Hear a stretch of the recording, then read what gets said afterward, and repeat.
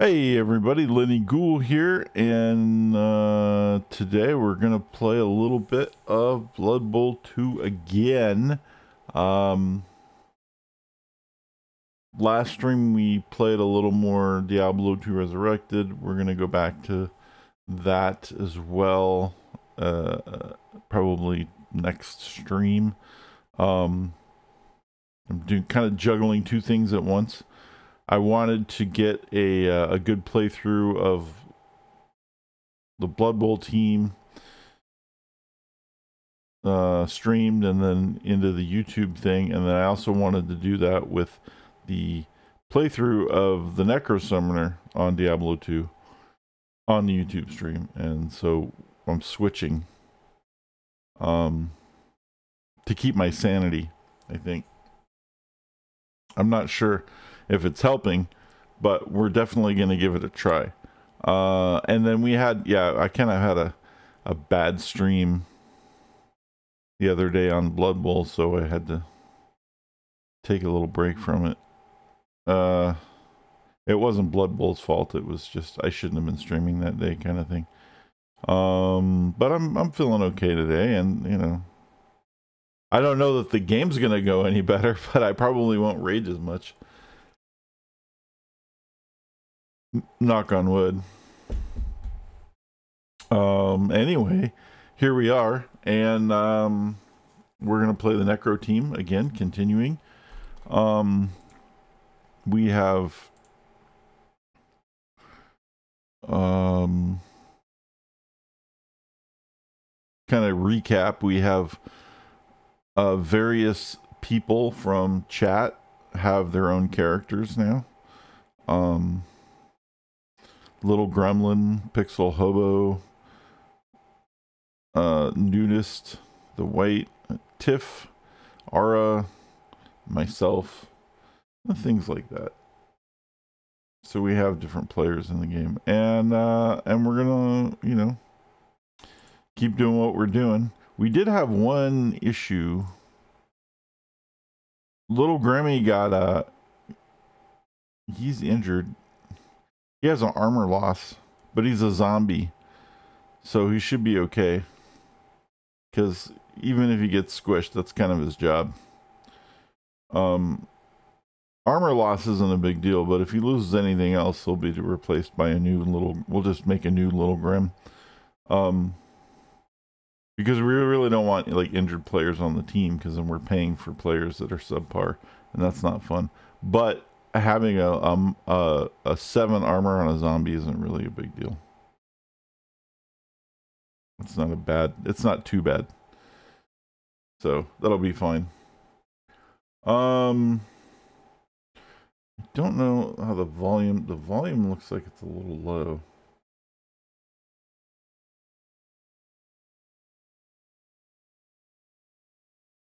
I can't really tell until we play. We might have to turn it up while we play. But otherwise, here we are. And we're playing against the Smelly Daggers, which is the Underworld Denizens team. And looks like they have a Rat Ogre. And they have a couple of Skaven. Oh no, they have a Warpstone Troll. That's what it is. I remember this team now. Yeah, this team is a mix of Goblins and Skaven. And Goblins get to have mutations on this team. And the issue is that I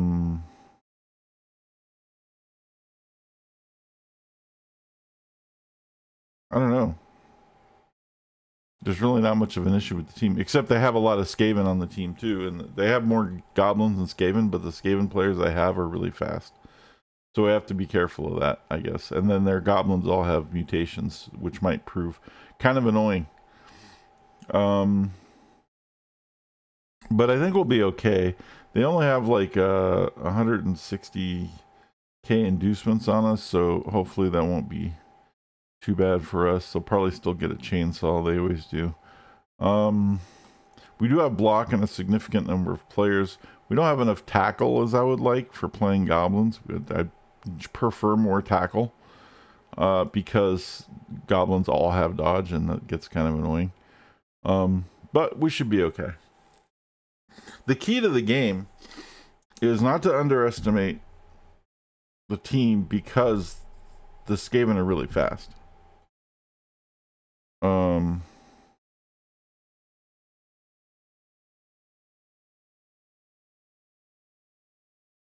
They don't have any gutter runners, so we don't have to worry about that.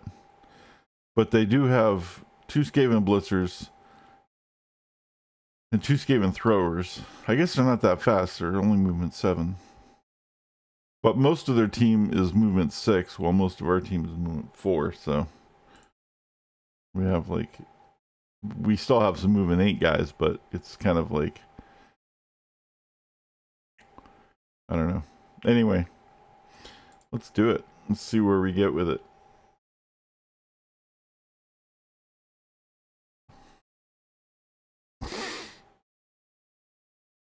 What do we got here? Nice.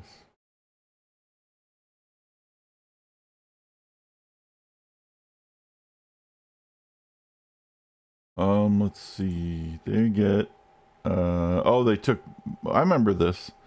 I thought we played them before, and then I rage quit because shit got all mad, but it wasn't because of the game, it was really just because of me. The game I was already set off, and then the game set me off more. That's what it was. Now I remember. Because they did have Fez and they had Bomber, and I was like, wow. Because Fez is a movement 4 ball and chain, which is pretty crazy. We're actually going to receive. Normally I kick, but we're going to receive. And the reason why we're going to receive is because we get a chance to deal with their secret weapons. Normally I do play defensive on the kick, but sometimes you want to get the opening drive so you can take care of big problems early. This is an interesting setup they have going.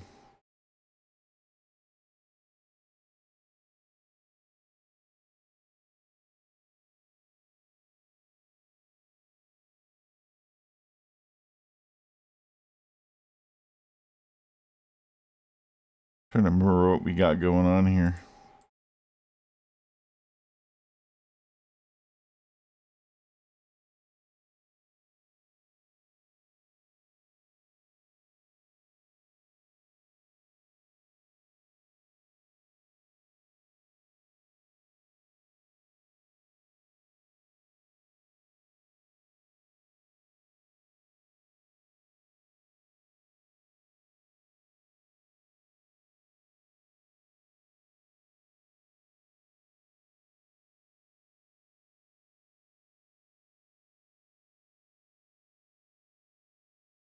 We are going to swap out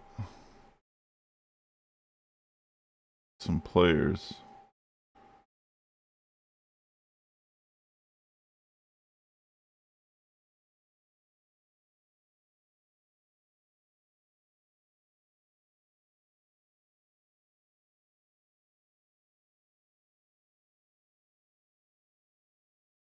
All right.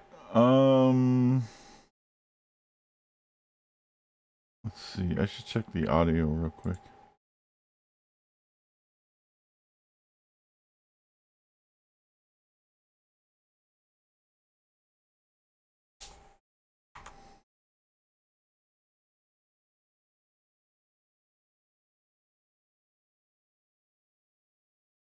I think I had it turned down a little bit because I was watching YouTube videos or something last time I was playing.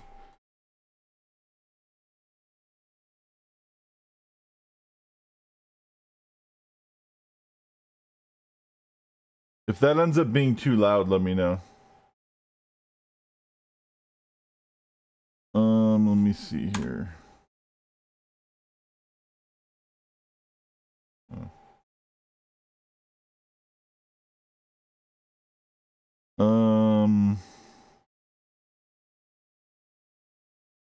That'll work. Hey, Yara.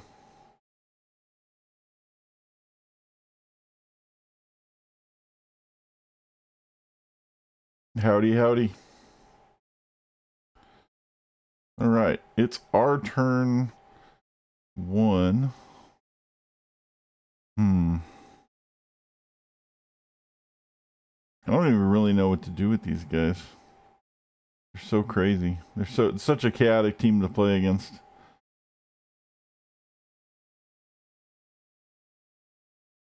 What's up? I almost added what's up. I almost did. I couldn't find a good one though. Unless I did. I don't think I did. I think I was going to and I didn't. Yeah. On the sounds. Yeah, I don't think I did. I added a new 420 though.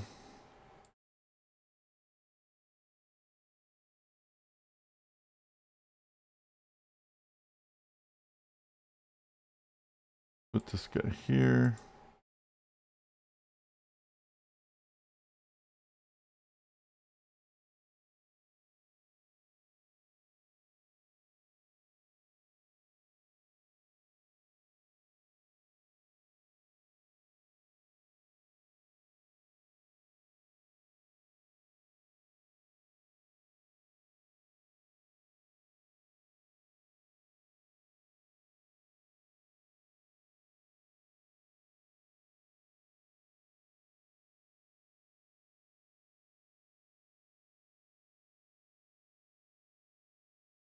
There you go.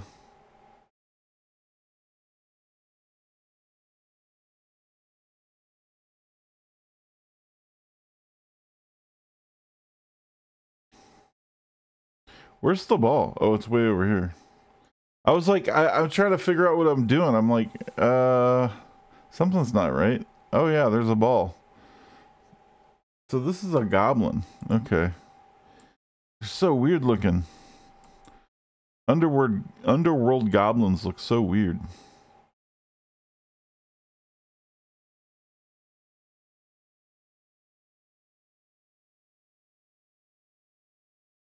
Because they don't all have this mutation, but it shows them like they all have this mutation.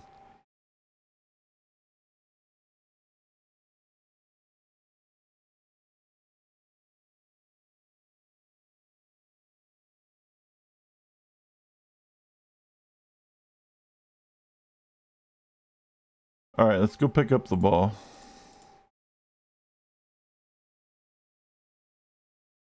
Faux shizzle manizzle. There you go.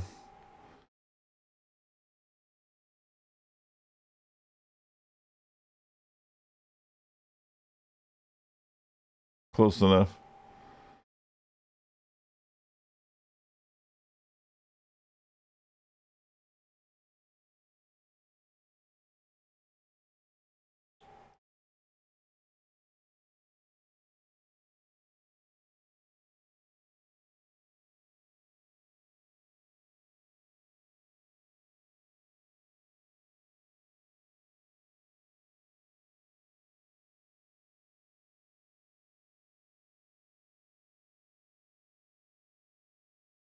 Oh. What? Oh, it's Bomber Dribble Snot. We gotta fuck that dude up. I forgot. That was the intention, was to go fuck those guys up.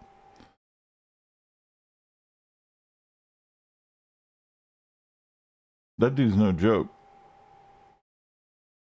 You just fucked up our ball handler.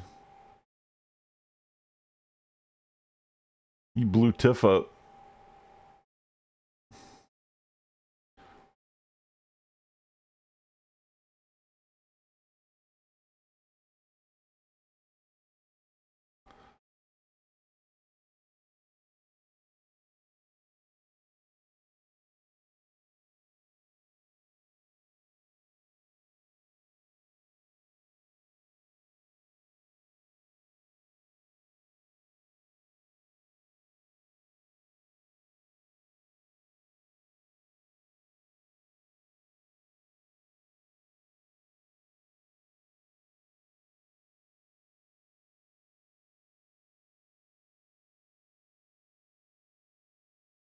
That's a lot of push.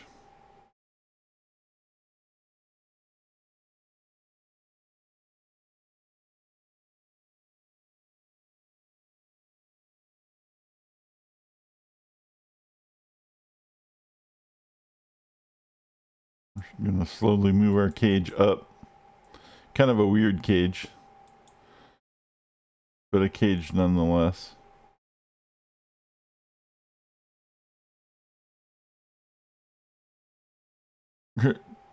If we can get the ball, that's a whole nother issue. We should. It's a 2+.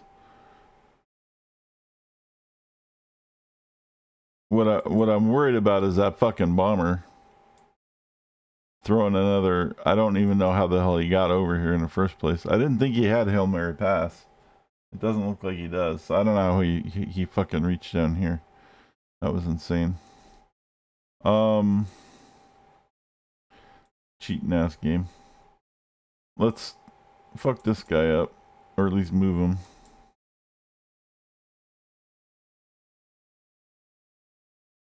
There we go.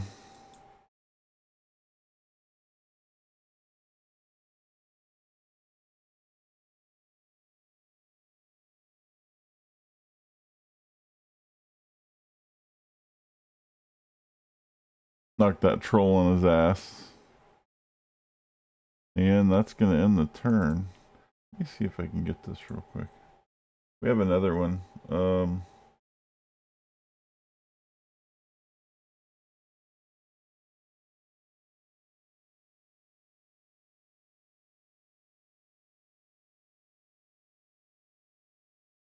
It's for our zombies. Look at that. He can't even reach it, dude. Choose a player to... I guess we're going to choose that.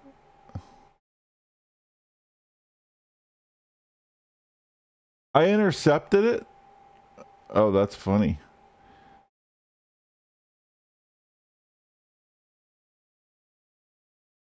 Because if I drop the bomb, well, I'll blow all these guys up.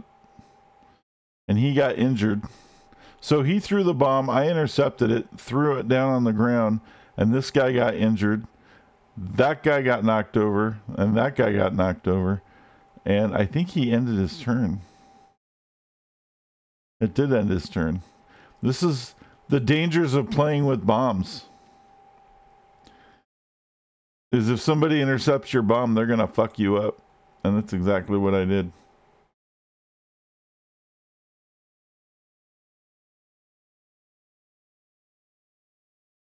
I think he has block, right? Oh, he's got wrestle. You little bitch. Is this a goblin? Yes. All right, now we're going to blitz the bomber.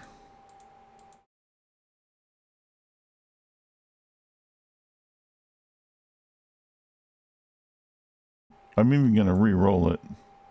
That's how much I want to fuck that guy up.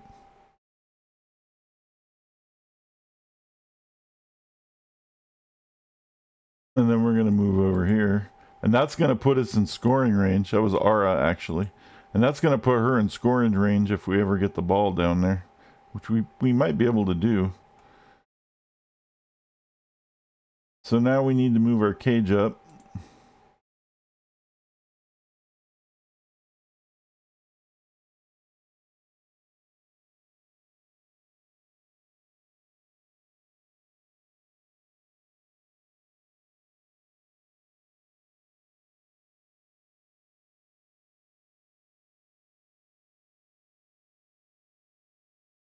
And we're going to move 7. 1, 2, 3, 4, 5, 6, 7. Go, go. We're going to move over here. And then next turn, we're going to move up, pass, and then maybe he'll hand it to her and score, or maybe he'll just score. We'll see what happens. How do you permanently kill Chen in EG? What you have to do is you have to, there's a quest, and you have to have enough notoriety to unlock it. And the quest is that you get his, you find his master. It's in the Southeast Asia area somewhere. Maybe it's China, I don't remember. But the quest is that you find his master, and then you interrogate him. You have to interrogate him twice. I think you can use a mixing bowl for it. And then when you interrogate him, they give you the secret to killing Chen. So the next time Chen shows up, you take Chen into the dojo to interrogate him on the dojo, and you embarrass him because when you took his master, you learned his secret weakness, and then you go in and then you embarrass Chen, and then he leaves forever.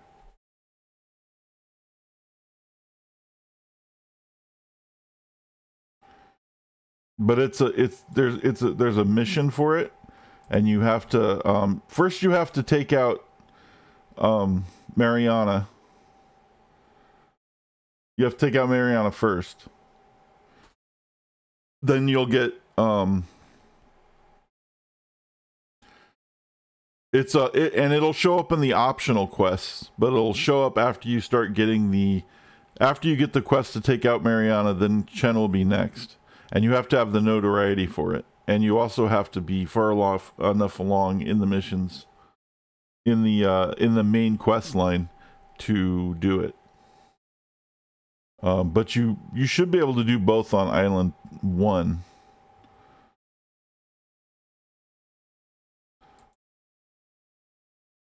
Oh shit, I got 9 seconds. Let's fuck this guy up.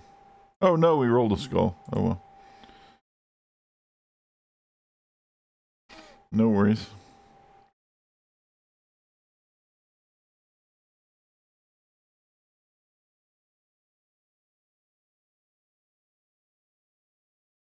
But it'll show up in the optional objectives.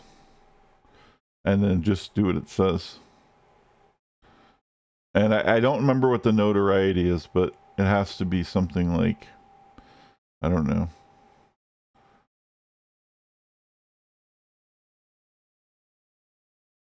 It has to be higher enough to see the guy. I don't remember what it is.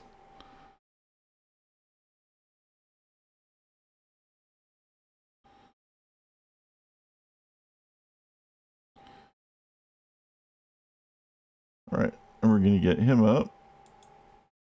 I'm gonna block this fucker out of the way.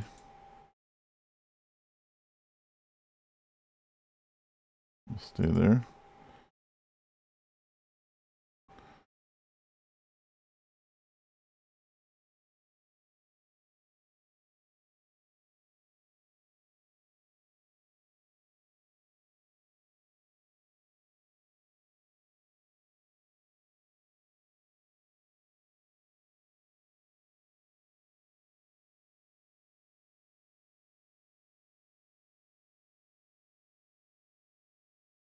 Move this guy here. I'm gonna blitz the bomber again with this guy, and then we're gonna do the ball stuff over here. 1, 2, 3, 4.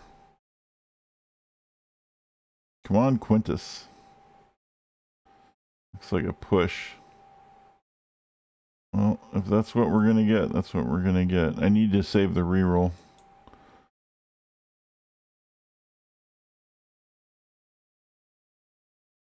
For the pass. Here comes the pass. We have strong arm. Should be for a long pass, should be a 4+, because we have strong arm.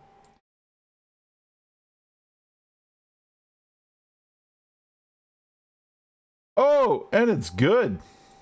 And it's caught. Looks like we can score directly. Or we can give it to Ara. Let's move Ara into the end zone. Because we have a couple of turns in case we fuck up. So we're going to move Ara into the end zone. And then we will hand it off to Ara. And if she drops it, then, well, she doesn't score. But if she catches it, then she does score. And then she gets the points instead of the werewolf, who has 82 points. The werewolf is fine on points. But Ara could use some more points.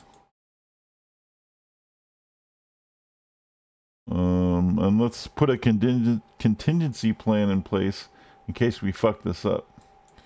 And the contingency plan is going to be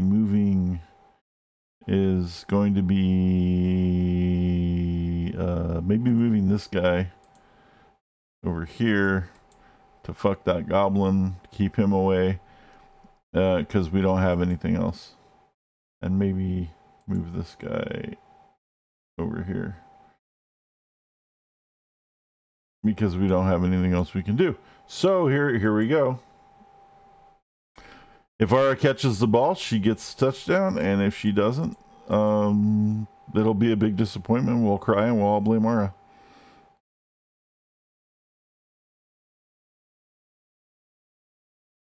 Handoff. She does, and she scores.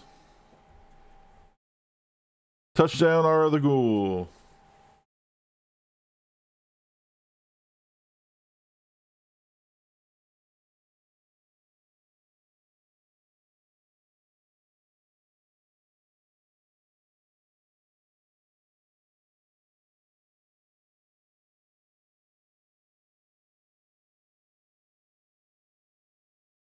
And now he loses all his secret weapons, which is nice.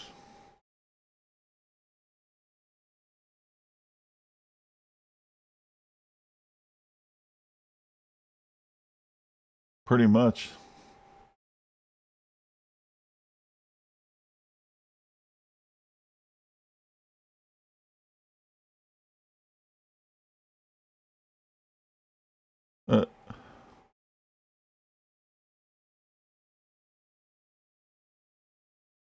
There you go. Speaking of that, there's a new PoE league coming out in a couple of weeks, and it looks fucking amazing. And it's called Necropolis, which means zombies or some kind of undead. It means necromancers anyway. I'm excited.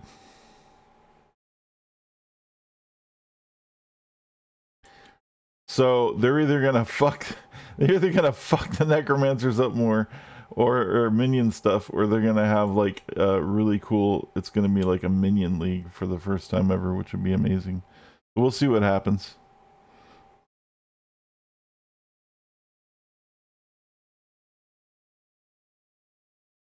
Oh yeah, we need to swap him out.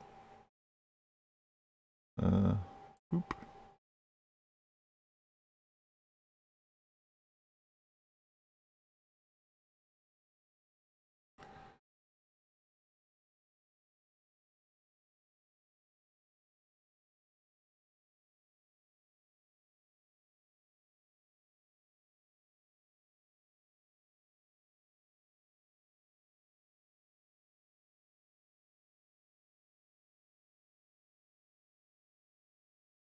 Anyway, it looks like in the trailer, it showed, there was a very, very small trailer that didn't even show anything. It just announced the name of the league. But it did show a couple of bosses. Katrina is in there from Betrayal because she's a necromancer. And then somebody else, I don't remember. But there's a couple like bosses returning from other leagues. And so I have no idea what it's going to be about. I mean, obviously it's called Necropolis, so that's a pretty big fucking clue. And then from then we'll just have to see what happens. They're going to give us an announcement on the 21st. That's going to be the reveal with all the fucking all the deets and shit, the interviews and whatnot. Which I believe is Thursday, right? It's a week from Thursday? Something like that.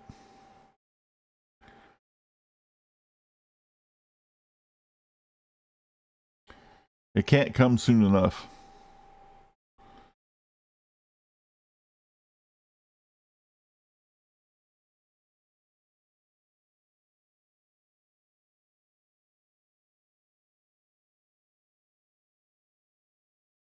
All right.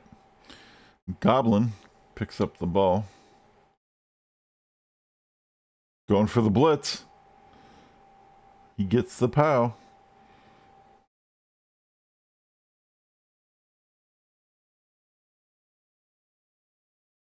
He's trying to set up for some kind of a cage. The thing is, they have this thing called animosity, which means the goblins can't do ball stuff with the Skaven unless they roll the dice first. But I've never had to see them roll an animosity check, and I've never seen them really do anything with regards to that.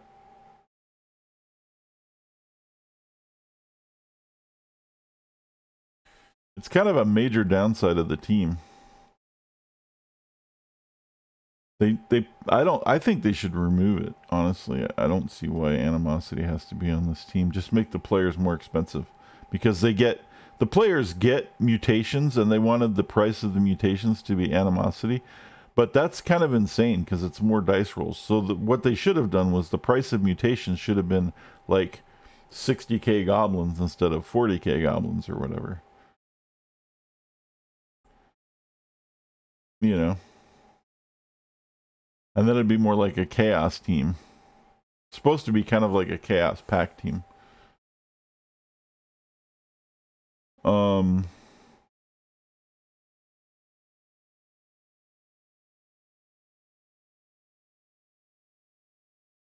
Vinny Vincenzo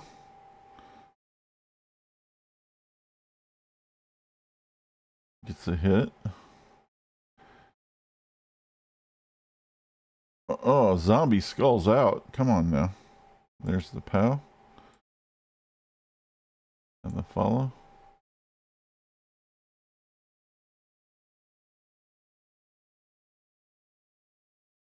We need to blitz this guy, but that's a Skaven, so he's strength 3. So let's get a little help. I want to blitz him with Nudist, because Nudist is 1 casualty away from getting the points. Or from getting a skill. So we'll go ahead and move Ara for the assist. And then we'll use Nudist for the blitz.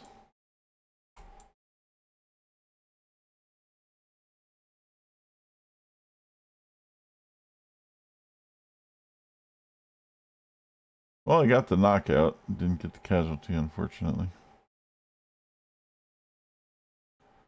And we will move him up to here.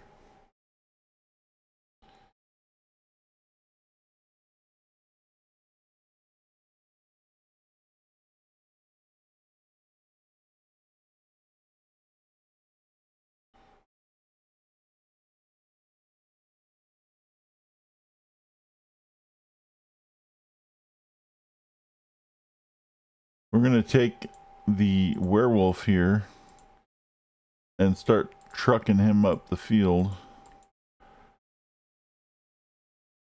so we can get a defensive touchdown if necessary. And finally, Bride of is going to throw the hit on the Warpstone Troll and gets a POW.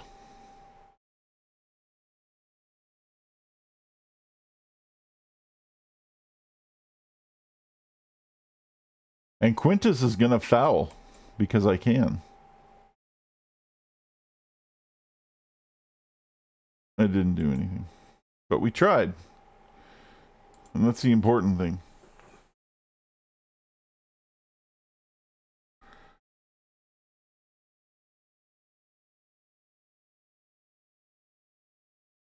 And the AI is thinking about what to do. All right, so he's moving the thrower up. I wonder if he's going to try to do some Oh, he's gonna do the thing where he cages his thrower. It's stupid. Alright.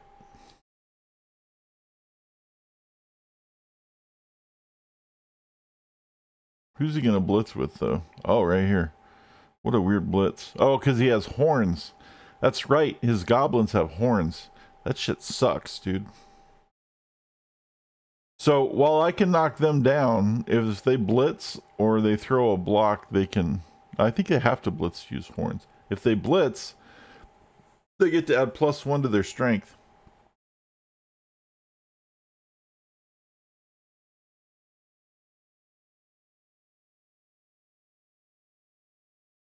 Which is pretty crazy.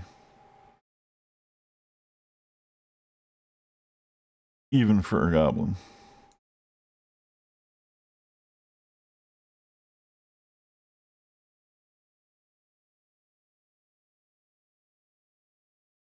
I'm gonna move the wolf over here.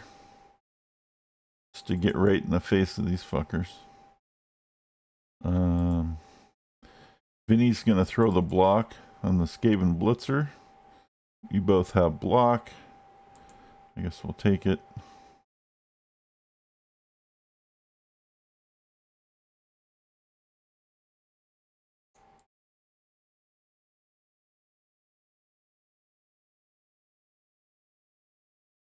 I'm actually going to use Nudist to blitz that blitzer. And then get ourselves into position if we can knock it down. And we do. Get the push, the follow. And now we can put ourselves... Well, shit. Let's go here, actually.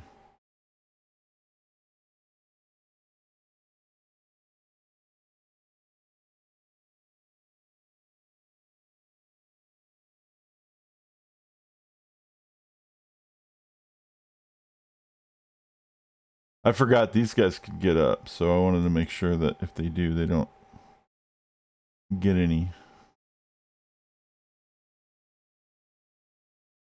advantage from that. And Bride Ev is going to hit the Warpstone Troll again because it refuses to go down. And we're going to have to keep knocking it down. It's going to have to keep popping up. Or it's going to fucking... One day it's going to get hurt. And Quintus is going to foul it again. And finally knocked it out. There we go. See, that's the point. Thank you, Quintus. You did a good job. Although we got sent off the pitch, but hey.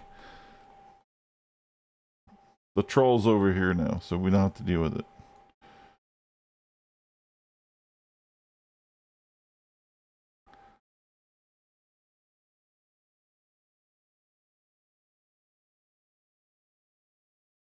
He throws a 2 dice against block. Well, obviously we're going to pick the skull. Oh, and he gets injured, which gives me a casualty point. And he's done for the game. That's great. And now we're gonna blitz the runner or the thrower, whatever this fucking thing is. The blitzer who has the ball. 1, 2. We have more strength than him, so it's 2 dice, and we get the POW. And also another casualty because he's injured. Done for the game. Wolf is just tearing it up today. And might as well go pick up the fucking ball while we're at it. That would be great if he did. And he does. And shit, we could score if we go for it, but we just burned our reroll. I think I'm going to sit here and not score. Because we have one more turn to score. And then we can spend the rest of the time beating these guys up.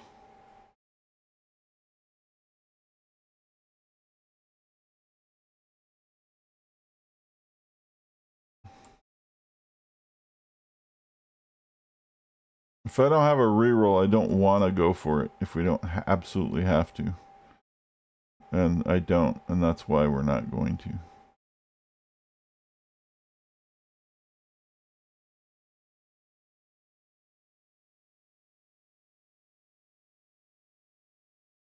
Well, that was dumb.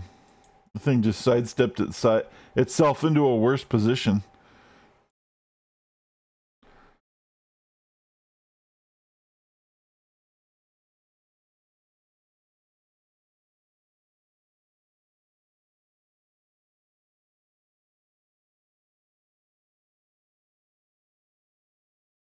Let's hit this guy first. There we go.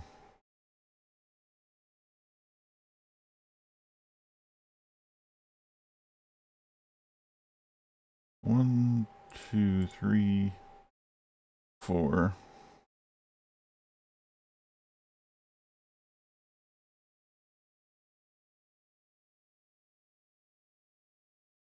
One, two, three, four, five, six, 7, 8. So what we're doing is we're forcing this guy into a situation where he has to at least dodge into a zone before dodging out of a zone if he's going to try a blitz on the werewolf, which will be 2 dice against. So it's a very uphill battle if he's going to try to take the wolf down.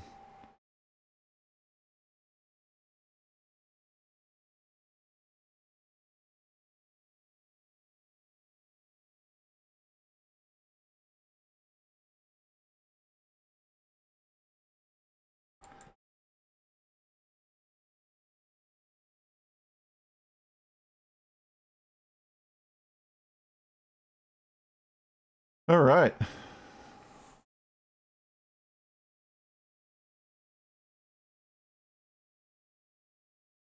What is he going to do is the question. I think he's still going to try to blitz with this guy, but it's going to be really risky.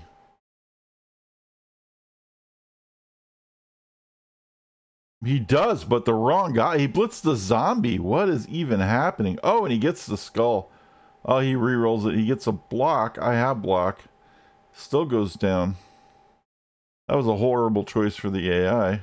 And because of that, we're now going to score.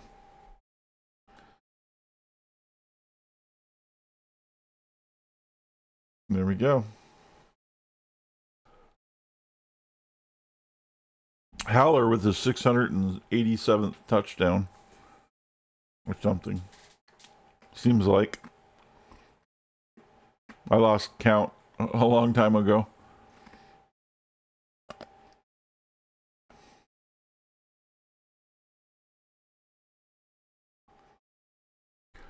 All right, we have one turn to set up before the next half, which means don't put anything risky on the line.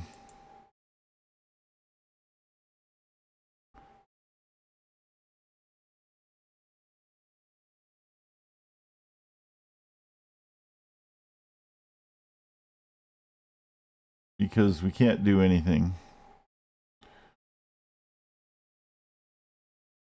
We don't want to get hit by some errant rock from a fucked up kickoff table.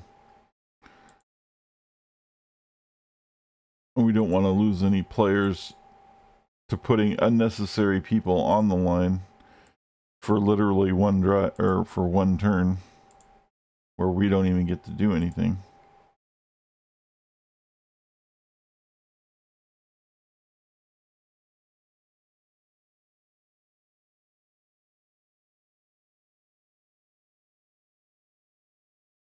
And there we go.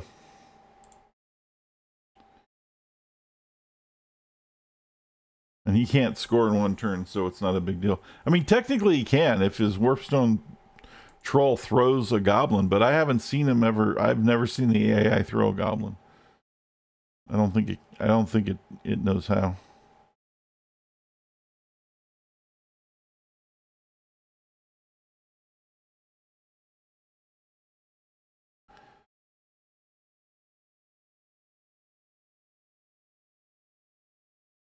I know it can't, so.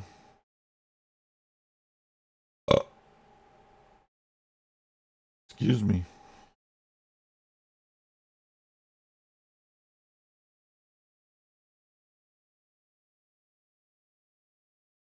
And he fails to pick up the ball.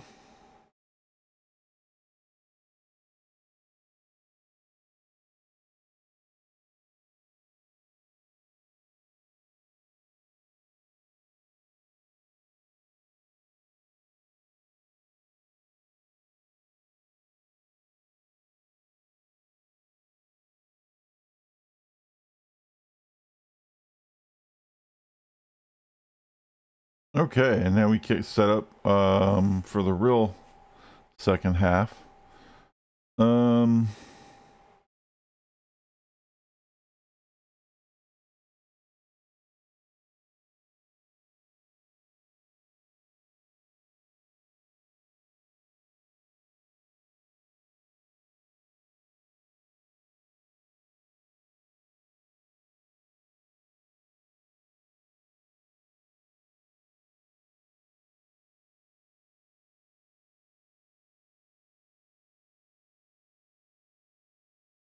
I think Tiff should be along pretty soon.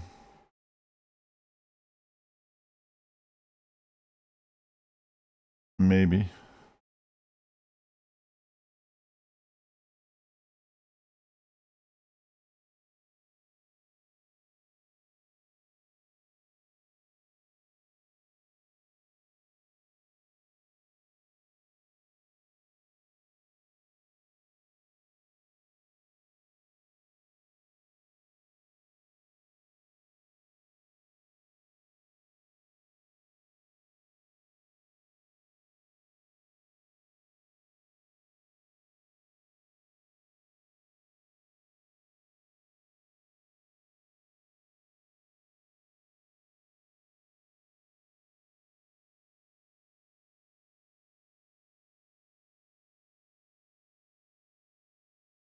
We have both ghouls out for the second half. And we're giving Howler a rest and letting Spike try to get his second skill point. And that should be a pretty good defense. We might even move up a little bit. I forgot these are mostly goblins.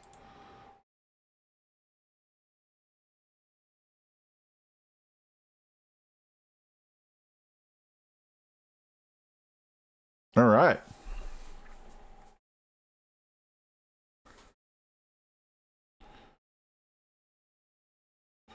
So I saw a couple of things on Netflix since we last spoke. On chat. Both really fucked up documentaries. One of them is called Don't Fuck with Cats. Don't watch that. It's fucked up. You'll get really, really mad. It's 3 episodes. You have to know the first one to get the context, but you don't want the context. But after you get the context, then everything's fine. But I'll just warn you right now, you don't want to watch that shit. It's fucked up. It's an interesting story, but they're trying really hard to show you the thing you don't want to see, and you don't see it, but you just barely don't see it enough to where your mind automatically fills in the blanks that you didn't want to be filled in on. It's pretty fucking disgusting. Outside of it, it's an interesting story. It's a really fucked up story, actually. It's just a really bizarre, fucked up story. The second one I saw is also a fucked up story, but it's a fucked up story of, I don't even understand how this shit is fucking possible. People are absolutely 1,000 times like more gullible and stupid than I ever imagined. And this one is called Don't Answer the Phone. And that one, holy shit, dude. I don't even fucking like know where to begin with this shit. It is so crazy.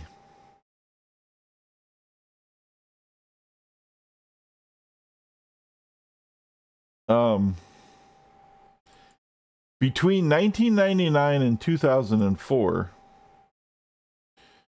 some really fucked up individual who apparently had who was obsessed with being a cop, but could never make it as a cop, but did make him end up working as a corrections officer, or so allegedly, because technically speaking, he was not found guilty. But it all stopped as soon as he went to trial and was arrested and everything. So yeah, you know, whatever. Anyway, allegedly, this guy who was a corrections officer, who's totally obsessed with police officers, was calling fast food restaurants all over the country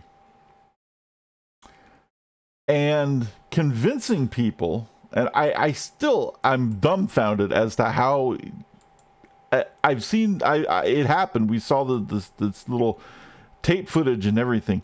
Convinced the managers of the stores that their employees, that he was a cop, and that their employees were, there was reports that he was following up on where customers said that money was stolen from them by employees for like out of their purse or their wallet or something. Like I don't even know how the story is plausible in the first place that he made up.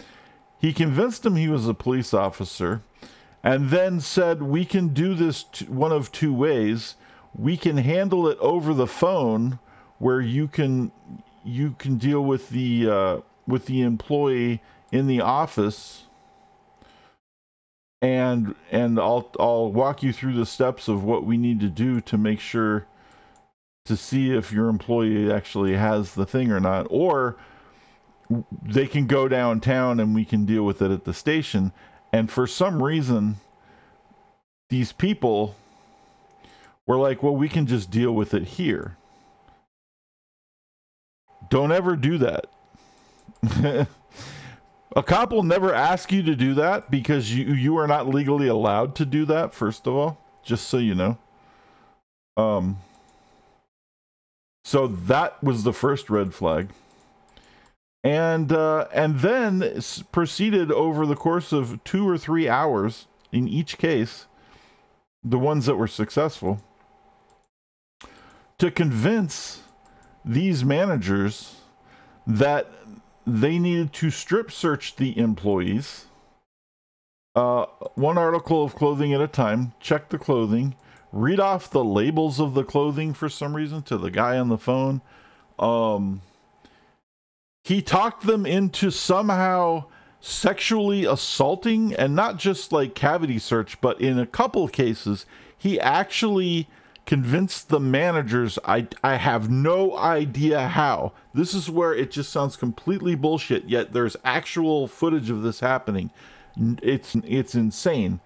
He managed to convince the managers to sexually assault these people. We're talking have them perform oral sex, spanking, like lots of crazy, like yeah, all kinds of fucked up shit. And now the good news is some of these managers went to jail. But like, I am completely dumbfounded how this was possible. And it 70 times, 70 plus. Yeah, 70. Now here's the worst part. Well, it gets worse. When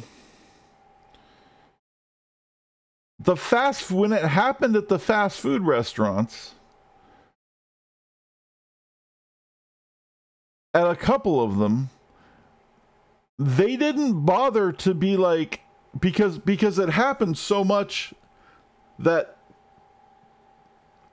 a couple of them got sued and settled out of court, and they didn't think it was worth sending a memo out to all of the other chains and franchises and stores to say, hey, if you get a prank call, do not do this because this is illegal and the cops will never ask you to do this, don't do this, etc. And they didn't do that. And there was one case where, because they didn't do that, the chick got a really good lawyer and sued the living shit out of McDonald's and won like $6 million. She should have got more, but she won a $6 million suit against McDonald's for it. The only one that actually went to court out of 70 instances. And McDonald's the whole time was like, It's really not our fault. And but McDonald's had already settled 4 other times out of court before that instance, and it had happened at 16 other McDonald's that they know of. And McDonald's was like, it's not our fault. It's like, so you didn't think that it was a good idea to send a fucking memo? You know, when you guys decide you want to add 4 seconds to the timer when you cook the fucking fries, you send a fucking memo,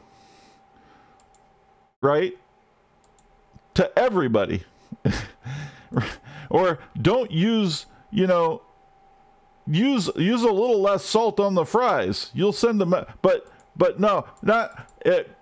Some fucking dude is calling people and getting the manager to sexually assault. You shouldn't do that. No, we're not going to send a memo for that.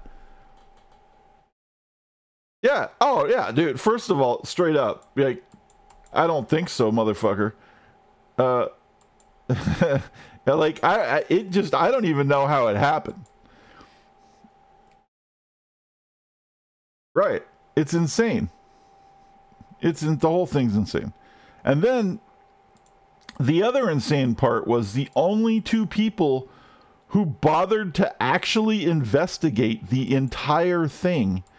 The only reason why they even have a suspect or even know who it was or think they know who it was, even though they had a bunch of evidence, was 2 different cops who were basically in like tiny precincts in bumblefuck nowhere in different areas, and they managed to hear about that each other was also working on it, and that was it. No FBI. I don't know how the hell nobody contacted the FBI, by the way. That blew my fucking mind. The whole time I'm screaming at the thing, why don't you talk to the FBI? Because it's like over the entire country, it's 70 cases. That's what the FBI does. That's what they're there for, is because if it's interstate, if it's other states involved, that they have the authority, because a cop in bumblefuck Alabama does not have the authority to do anything if the guy is doing something, in like Florida, which he actually was in Florida. Of course the guy was from Florida, right? By the way. Everything fucked up comes from Florida, I'm telling you. That's just like, like the zombie guy and the bath salts zombie guy and like all the things. Like, it's always Florida. Anyway. I'm not going to bag on Florida too hard, but y'all know what I'm talking about. It's Florida.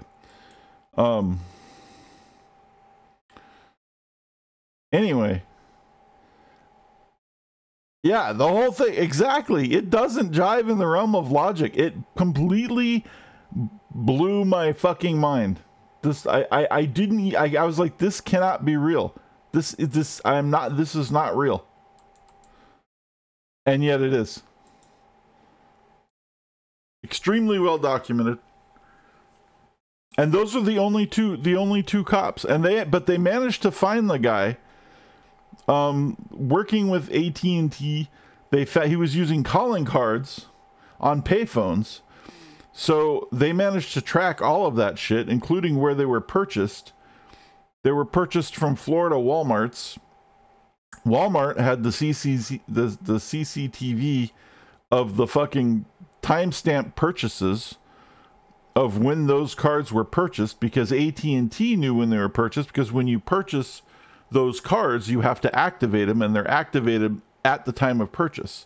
And when they're activated at the time of purchase, then AT&T knows exactly where they were activated at, and then like, so then, and what time. And so Walmart just goes back to that register, that footage, that thing, and says, oh, there's the guy. And they found the guy. They like immediately, the guy who bought him, they knew who it was. And they had to go through all kinds of bullshit to try to get a judge to sign off on, like, getting him extradited back to like 600 miles away or whatever, to one of the places that he did this at. For the guy, like one of the cops that was investigating, was this like Minnesota or something, I don't remember, some like, you know, the whole thing was just weird. And like I was like, if you had contacted the FBI, like you wouldn't have had this problem. It would have been real easy. It would have been very easy for the FBI with their resources to have found this guy, arrest him, and put him in jail for the rest of his life. The good news is some of the managers did go to jail, but the whole thing is totally insane, dude. So anyway, they managed to arrest the guy. He happens to have this really slimy fucking lawyer who happened to be smarter than the fucking podunk judge and jury of the, like, you know, population 300 town where the guy was being convicted. And the guy basically walked.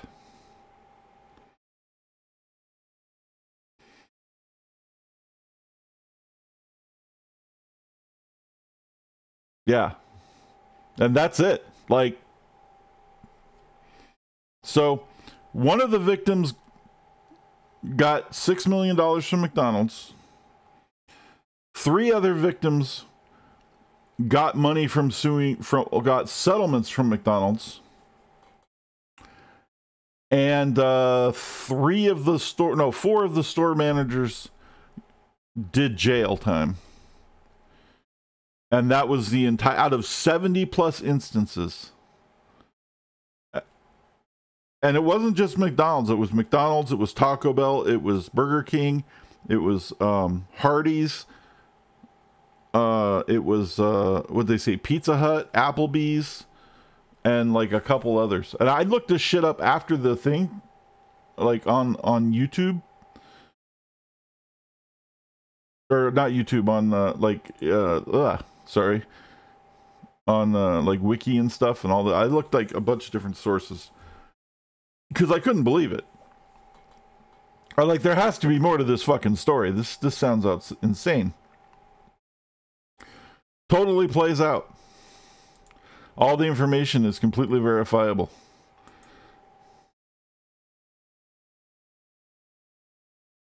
It just completely blew my mind that this even happened. And most of the places that it happened were kind of small town areas. Although, apparently, it happened in Phoenix at a Taco Bell. Which is not a small town area. It's a very big area. But that was one of the places of a Taco Bell Phoenix. A Phoenix Taco Bell that happened. I was like, oh. And I hadn't even heard of it when it happened here. I was like, how did I not hear of this?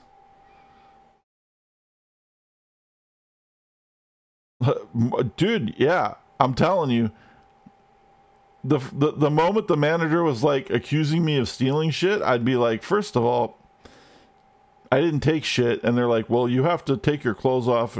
I'd be like, nope, this job isn't worth it. And you tell the cop on the phone to come arrest me. And I'll see you later.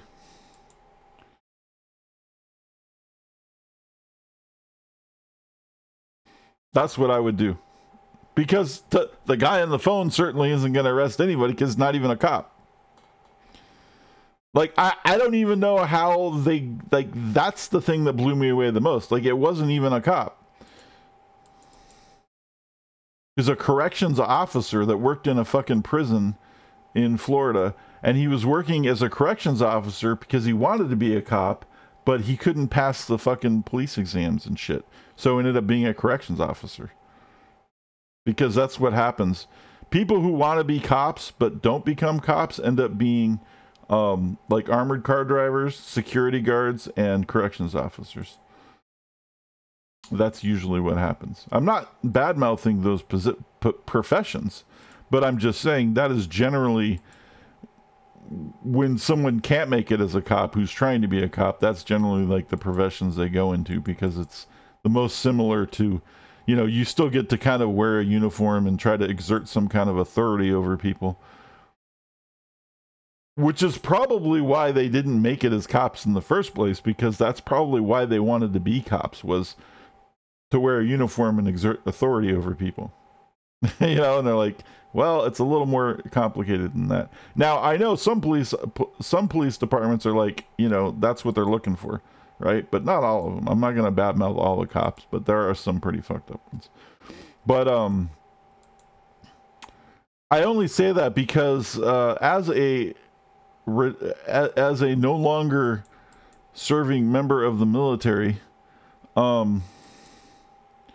there were a lot of people who tried to sign up for different services in the military under the same pretense, because they thought, oh, I want to join the military because I want to kill people and I want to wear a uniform and I want to carry a gun and exert authority. And the military, like, if you tell them that, they're not going to let you join. They're like, no, you're crazy and we don't want crazy people in the military. Now, you know, it still happens, but it doesn't happen as much as people think. So, as much as the movies make it out to be, anyway. Only occasionally crazy people end up, you know, crazy people do end up everywhere. But, anyway, the whole thing was fucked up. Oh, no, double skulls. Authority positions attract psychopath, narcissists, and insecure abusers. Yeah, they do. And that's why a lot of them, hey, Grimmy, what's going on? Yeah, a lot of them do. And that's why a lot of these organizations have those checks in place, because exactly for that reason.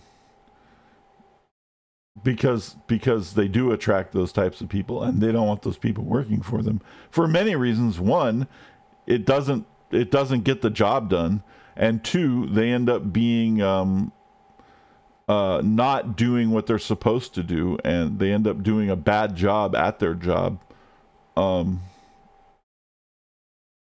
they have a real hard time following orders, which are things that you need to be good at doing if you want those positions in those positions of authority. You also, you have the power, but you also have to be able to take those orders, you know. All those movies where you have these insane rogue cops that are crazy, like, you know, like Lethal Weapon, like that shit doesn't happen, right? Die Hard and Lethal Weapon doesn't happen ever. Just throwing it out there, you know. So there are rogue cops, don't get me wrong, but like, I'm just saying, they're not in major cities. Most of the time, if that happens, it's usually smaller places where they're not able to vet their applicants very well.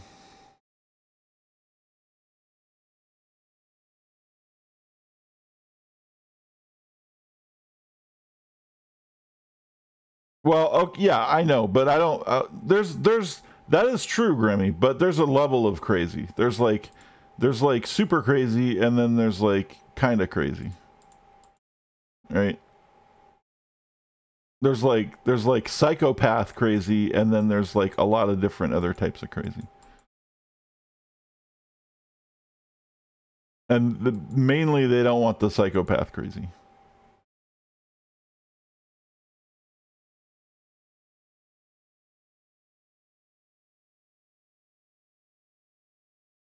Did I blitz yet?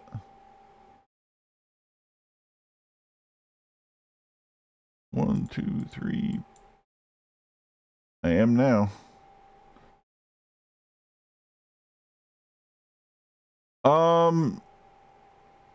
Yeah, I think. I mean, you know, you're doing stuff. I think you're on the sideline right now. Yeah, you're on the sideline right now.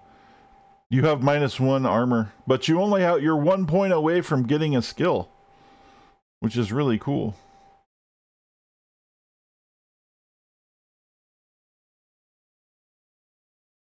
We're going to move Ara over here so that in case I get the ball, she can score. So what you missed, Grimmy, is a movie called Don't Pick Up the Phone. It's a documentary.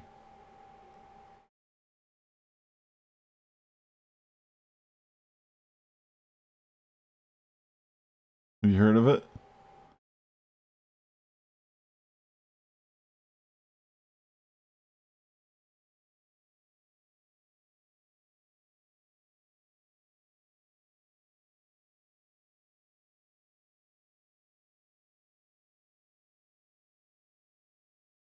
It's pretty fucked up.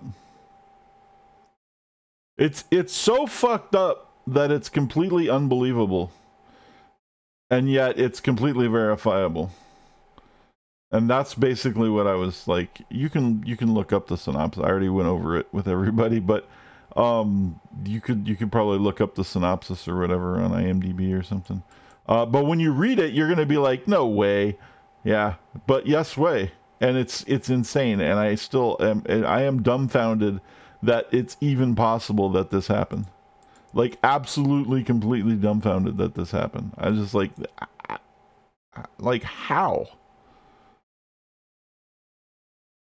Like, I mean, like, I know that, like, cults happen and shit, so, like, you know, I get it. You know, I mean, Jim Jones convinced a lot of people to fucking drink Kool-Aid and kill themselves, you know, after moving thousands of his followers from, like, the States to Guyana in South America, and you know, to his own little private, like, fortress, and then they killed senators, like a senator who was trying to investigate, and then or a congressman of some sort. I don't remember if he was a senator or not. And then they knew that they were gonna get, like, basically, like, after that it was all over. So he got them all to commit mass suicide, and they did. Like, you know, I mean, it's crazy shit happens. I get it. But I'm dumbfounded by, like, how this happened, because this wasn't even anything like that. But it was just like random. And it happened 70 times, which tells me how many times did this guy try it and it not happen? Because in order for it to happen 70 times, he had to have probably tried a couple hundred at least. You would think, right? I would hope.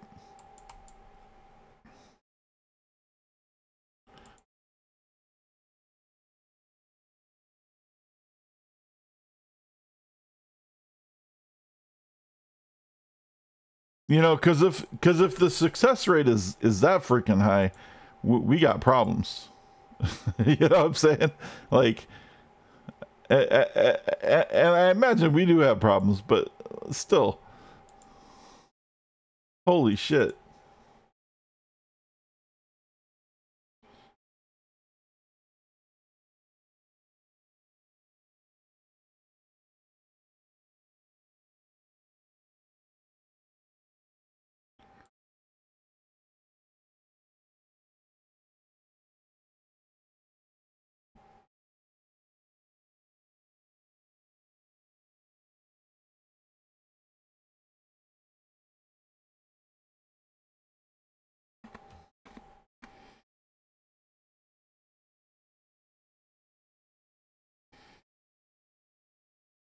Bonk. All right. So now we have to figure out how this zombie is going to get the ball to Ara. Because he has agility 2. And he doesn't move very fast. If I can get rid of this guy completely,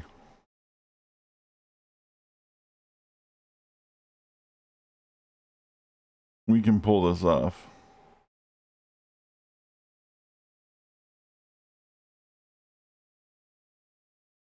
I'm going to 3 dice block. Gets a POW.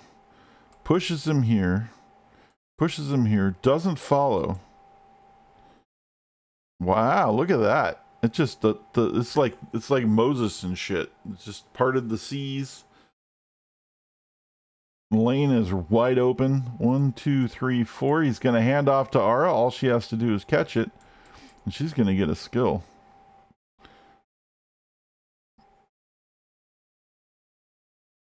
She catches it. Aura for the touchdown. And she gets a skill.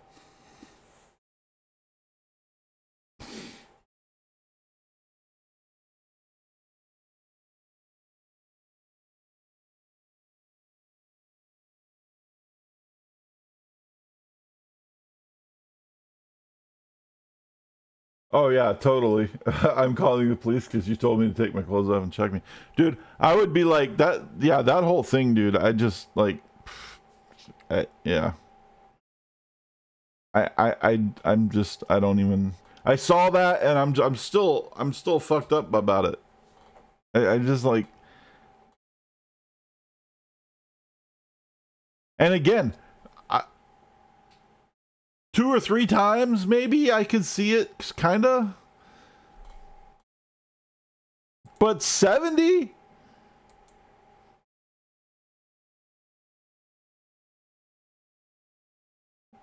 And the thing is that I don't understand it, like, what is this guy getting out of this?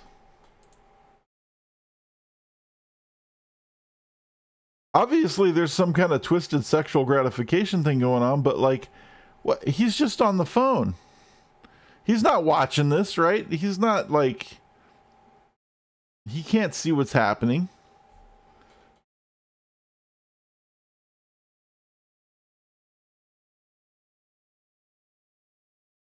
And he was using payphones, and the payphones the worst, this is the craziest thing. The payphones that they tracked him to weren't like payphones in secluded areas. They were like, and these are the payphones from like 1999 to 2004. So they were, you know, barely payphones anymore at that. They were like the little shitty half payphone thingies that are like in front of a Circle K kind of thing.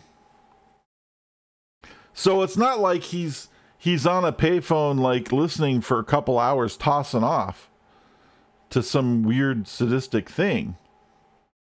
Like he just, I mean, I guess he just, that's how he was able to think that he was a cop or something. That he was so fantasized with being a cop that maybe that's just he just got off on that part of it. Like, I just need to exert some authority. Like, I don't know. That's all I could think of. But the guy was like, he was a guy at a guard at a jail. So I mean, isn't he exerting authority that way? I don't know. The whole thing's weird. Obviously, we don't know because he took the fifth, didn't say a fucking word, and his lawyer basically outsmarted a bunch of idiots. And so yeah, he never really got in trouble for it, which is insane.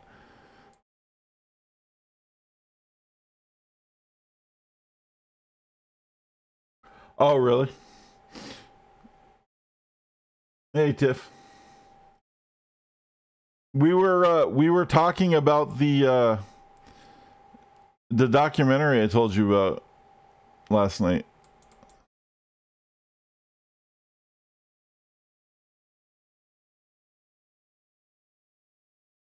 Or this morning, whenever I told you about that.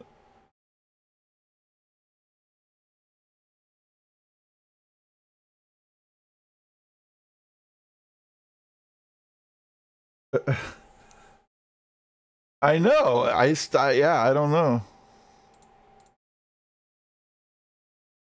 It's crazy.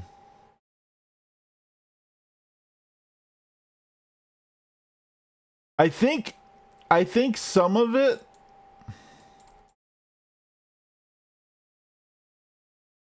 I think probably in the cases of the managers that went to jail, it was probably like maybe they were getting off on it too. Like, not that they had planned it, but when the opportunity arose, they're like, oh. And they got to do their little flex as, you know, the fucking assistant manager at fucking McDonald's or something. You know what I'm saying? And maybe that was enough. And like, then the cop says it's okay, right? I don't know, man. I mean, I'm not trying to justify it for them, but you know,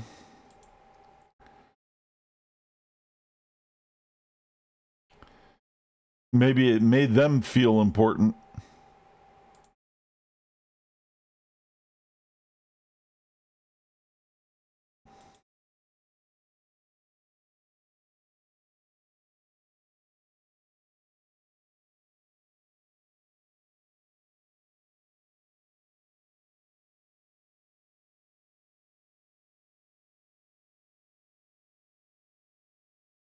Anyway, that's the end of that.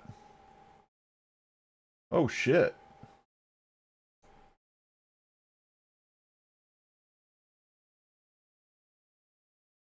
Sorry, I got distracted. PoE posted a thing, another teaser for the fucking Necropolis.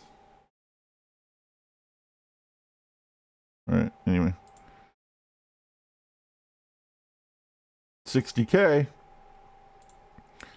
And Vigard got the MVP. Who got skills? Ara got a skill. Here we go. That's right. For her third skill.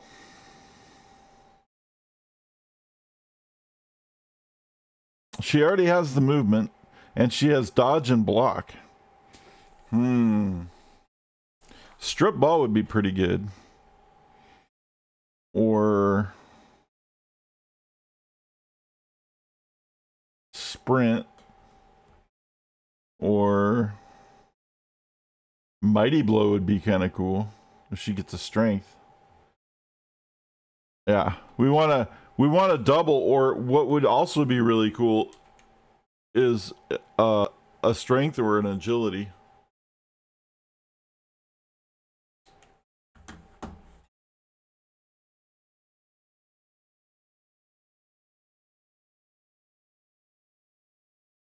Sure. She gets a double. Let me finish this real quick. She gets a double, which means she can get strength.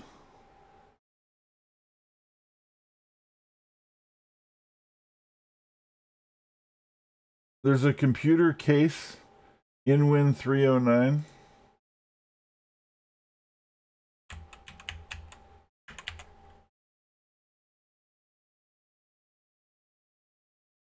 What about it?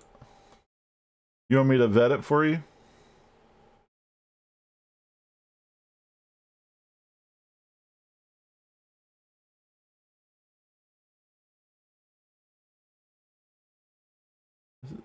$300 fucking dollars? Jesus Christ.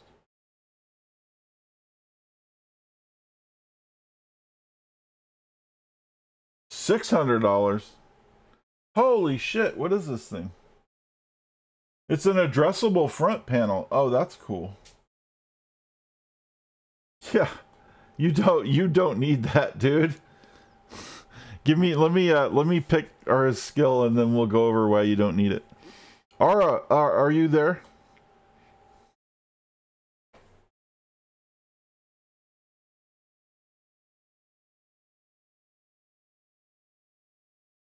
She gets choices. You are okay. You got doubles. So you can get a mighty blow,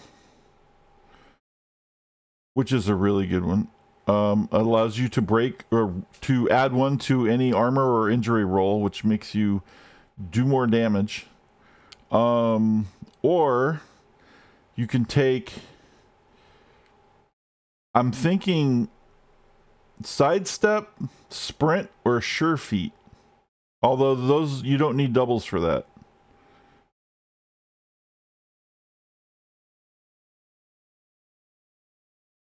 But I'll let you pick.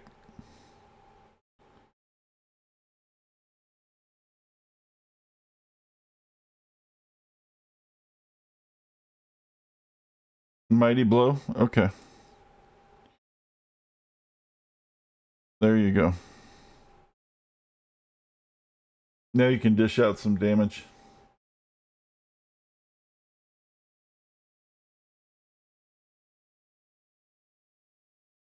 Getting the big old pows. That's true. All right, now let's look at Gremmy's computer. Grem, this is you don't need this, but do you want it is the question. Let me see this real quick.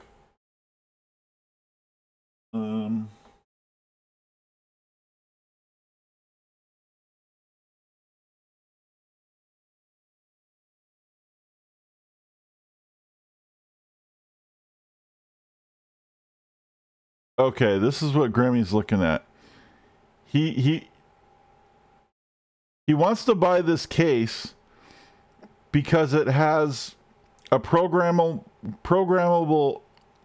RGB front panel.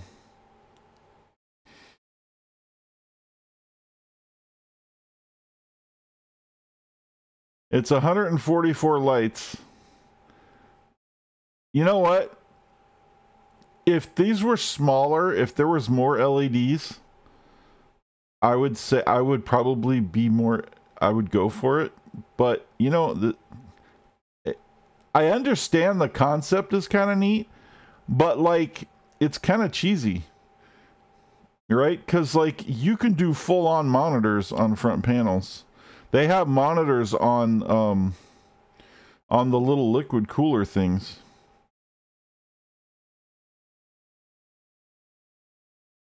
I don't know, man. I mean, it's up to you.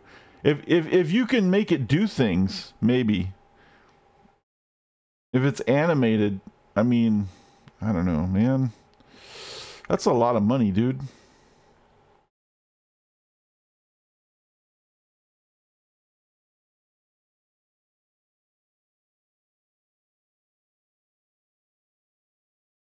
Oh, well, here's the thing though.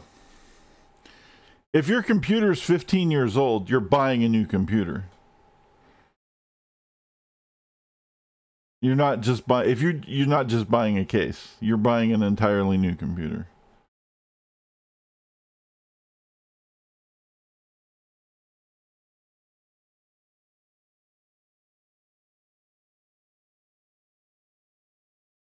Oh, that's funny.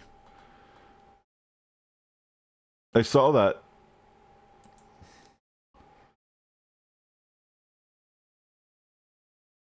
That's funny, dude.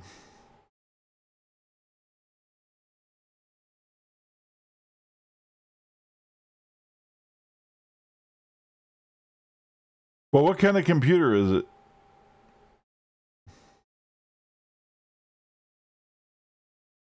Is it just the case?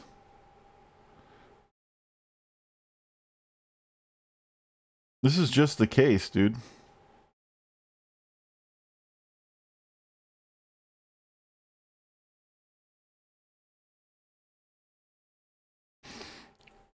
Or are you buying a computer that already has this case on it?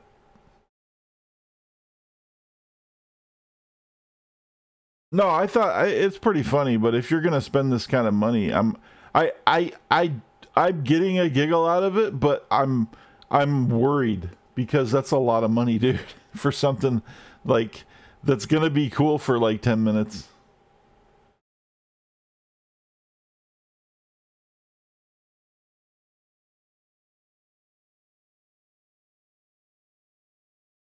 Right, but the thing is about the case is it needs to be able to handle the computer that you're gonna put in it.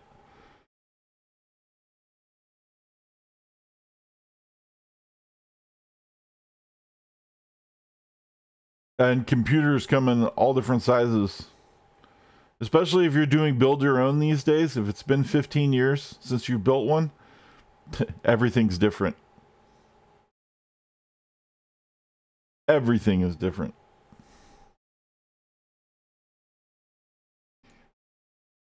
But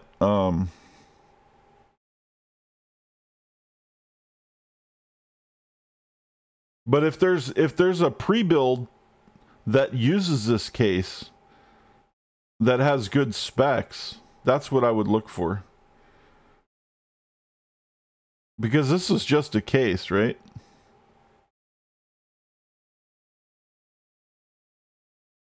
What's up, nudist? No, I know what you're saying. That's cool. No, if you can afford it and you want it, get it. But I'm just saying, you still have to build a computer, right?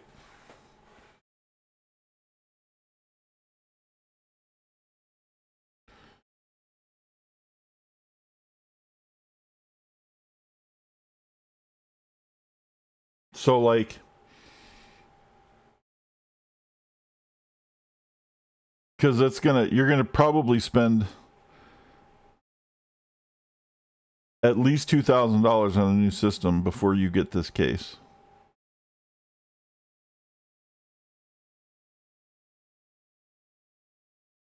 And then you're gonna spend an extra $250 on the case. But you got to make sure that it can handle the cooling of whatever video card you're going to drop into it.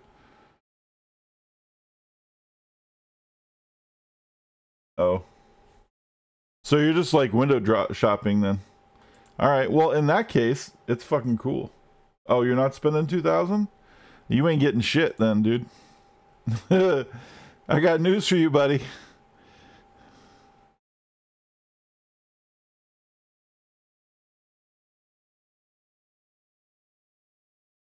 That's the least you're going to spend. I've seen the videos. You can buy a gaming machine for $500. No, you can't. I build computers.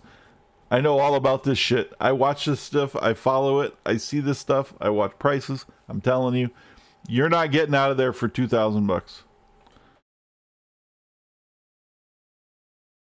The secondhand thing I learned today. Yeah. Oh, that's the second thing I learned today. Okay. Well, there you go. Sorry, buddy. I didn't mean to bust your bubble there.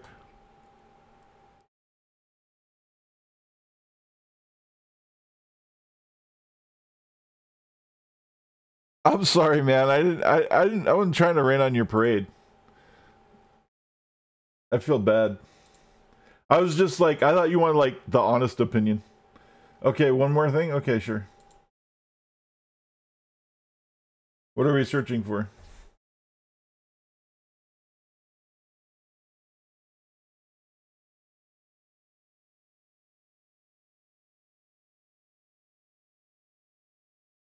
I mean, the case does look pretty cool. Don't get me wrong. That looks pretty fun. It just seems really expensive for the gimmick.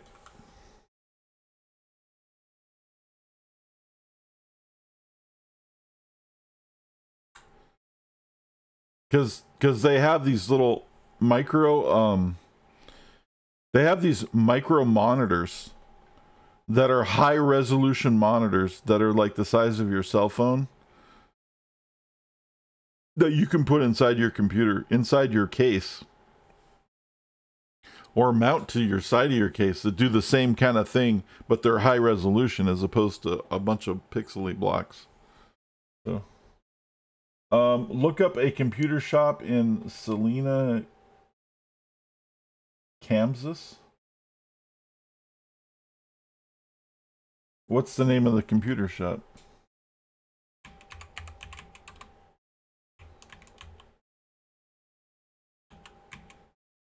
Kansas, right?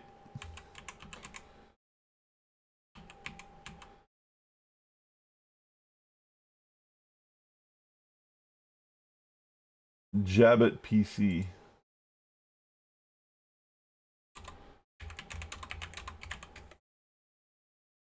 Jabbit PC Home.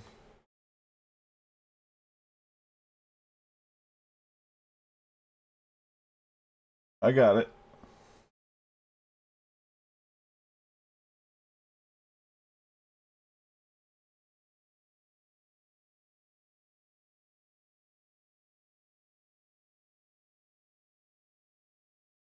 The ES Deadpool.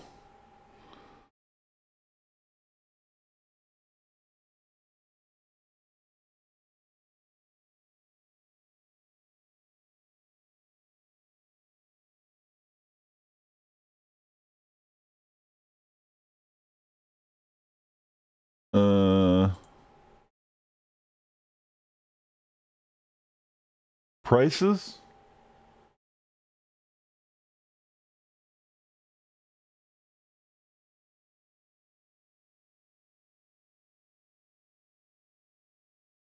Services. They sell computers? Because this doesn't seem like they sell... Oh, computers. They just have a bad website, is what it is. Custom computers. All right. Custom gaming PCs? Is that what we want?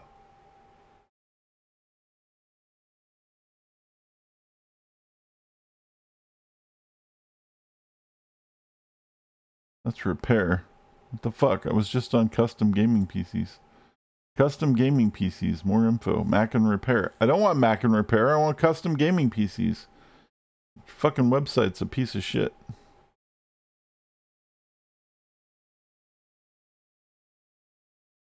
Laptop and repairs. No, we didn't do that. We did custom computers.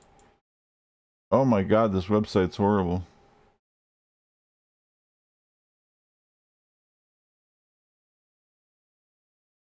There's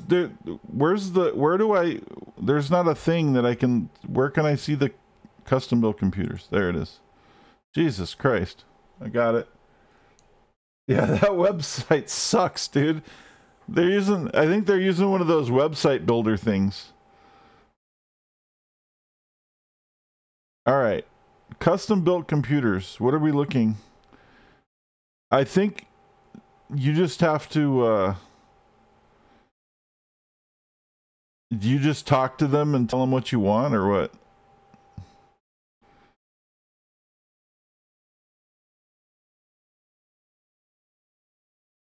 What am I looking for?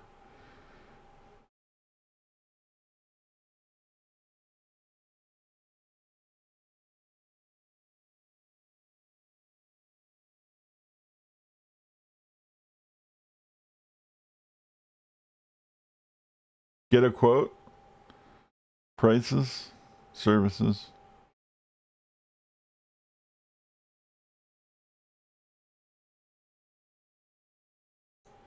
You'll find, okay. Yeah, do that because, okay. Once you find a link, send it to me and I'll check it out.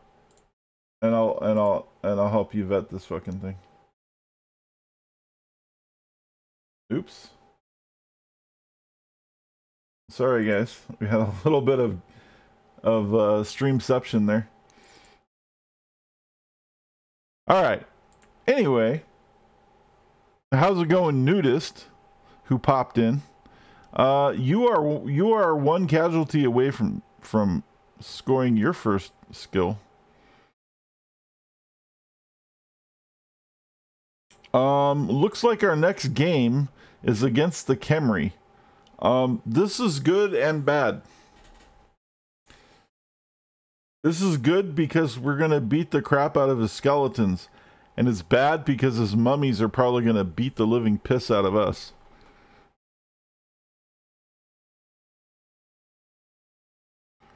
Oh yes.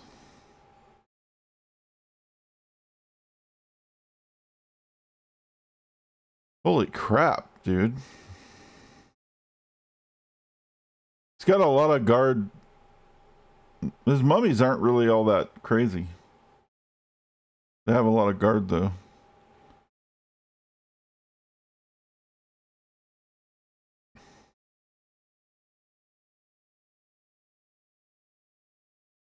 He has 8 fucking rerolls.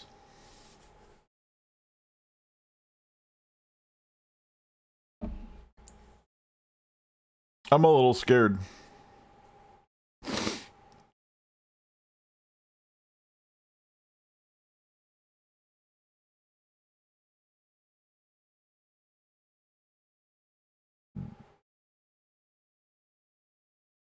They have 90k inducements on us, so they probably, well, they might have a bunch of petty cash, so who knows what they're gonna do.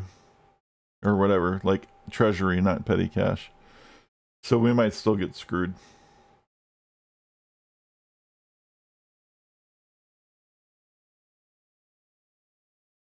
All right. We get nothing. And they get, oh, they had a bunch of extra money that they blew. They blew 140K to fuck us. So they took the stab guy, the extra training. So why did he take an extra reroll? This is where the AI is stupid in this game. He has 8 rerolls and he just took an extra reroll. You could only have 8 rerolls. There's literally no reason to have another one. I'm going to kick the ball to them because we're going to see what happens is what we're going to do. This is insane.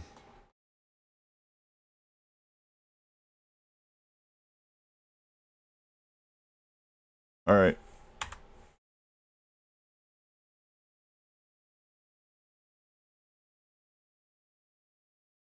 Oh, someone from Reddit.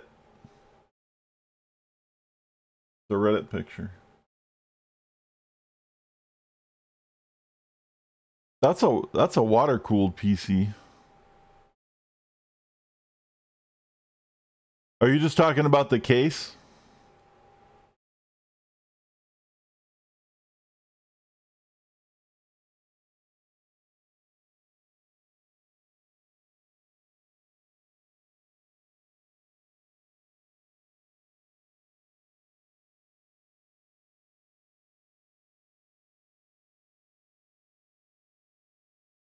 I mean, you definitely don't have to worry about cooling. It does, dude.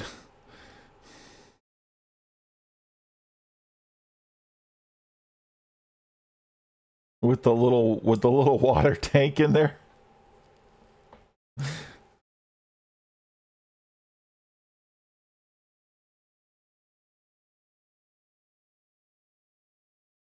is the air-cooled one.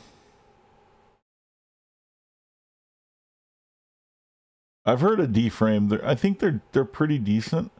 I have heard of this case company before. If you want a really good like review on cases and PCs and stuff, check out Gamers Nexus. On their YouTube channel, they always review stuff. I think they have a website as well, and there's probably recommendations there, and there's probably forums, and if you ask in their forums stuff, they will be like super helpful, and you will get some really, really, really highly rated shit. Because out of all the fucking tech channels in all of the interwebs, Gamers Nexus is far and above the absolute very fucking best I've ever seen in my life. Like, they make Linus look fucking stupid. Like all of them. Like, Hardware Unboxed is pretty good, and Jay's 2 cents is pretty good, but like Gamers Nexus, Steve, this guy is unmatched in there, and it's a group of people that've been around a long time, started out as content creators, well, a small time, and he's gotten really big. He's got this big company. They do testing and they do reviews and they set up their own labs and all this stuff. It's totally amazing. Yeah, Tom's is okay. But Tom's is real spammy, and you can get a lot of hit or miss on Tom's. There's a lot of paid reviews on Tom's, but yeah, Gamers Nexus is like the shit. I fucking watched one of their things last night. I watched their YouTube channels, all of their videos. I'm like constantly update on everything, and it's amazing. This guy is like super. This is like super ultra giga nerd shit though. Like you will get, if you want to get so deep into the weeds that your fucking brain explodes, you can there. Like that's what it's all about. So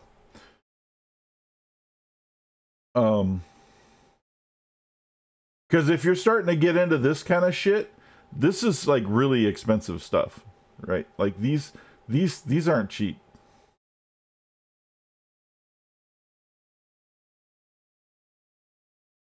So if you're gonna get into that echelon of stuff, then like, yeah, that's where you go. So anyway, we'll go back to the game, but yeah, that's pretty cool, dude. If you can get one of these cheap, and you can get a good custom PC built into it, go for it. But I just don't think you're gonna get out the door, especially something with like this custom frame, like these D-frame stuff, in-wind D-frame. You're not gonna get out of the door under $2,000 with one of these for sure. Like, there's no way. Like, built with this, it's gonna be, you know.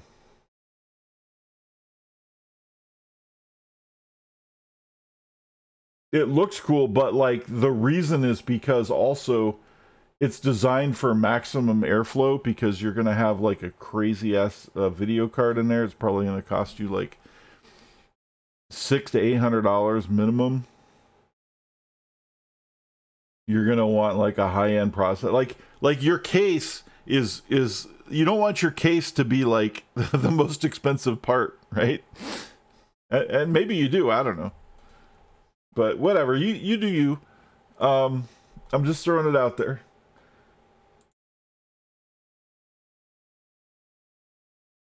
And don't worry about asking me questions and stuff like this, because I'm always happy to help with stuff like I enjoy helping people. I enjoy spreading my knowledge to other people about these things.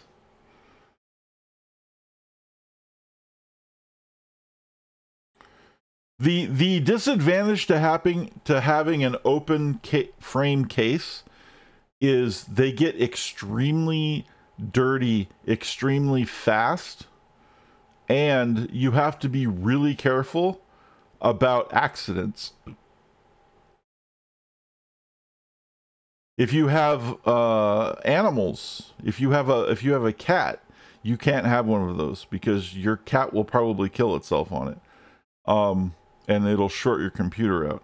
If you have children that like to touch things, that's a really bad idea.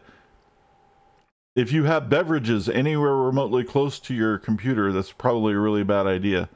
If you sneeze, it's probably a bad idea. You know, like, it's one of those, like those kind of things are really cool, but the reason why cases are sealed isn't necessarily because of the air pressure in cooling, although some of them do that. But it's also to protect the components from dirt, dust, debris, animals, people, fingers, toes, accidents, bugs. A spider could crawl into there and like, fry itself on something, and then that's going to cause a short in your computer, and you're out like a couple $100 because it fried your RAM or something.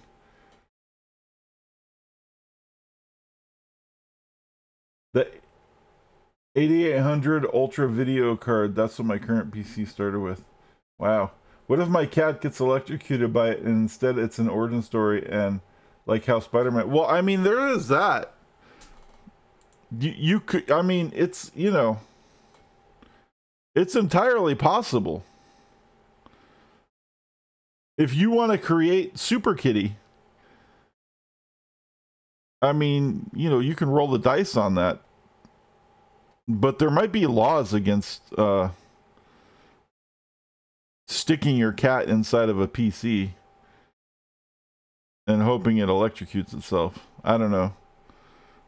Just be careful. That's all I'm saying.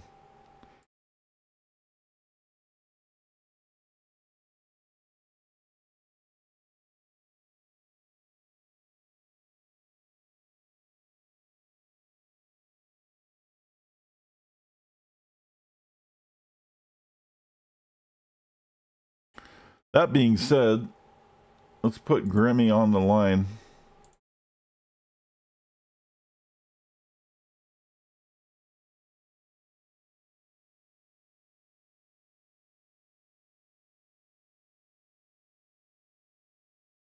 We'll even put Pixel Hobo out here.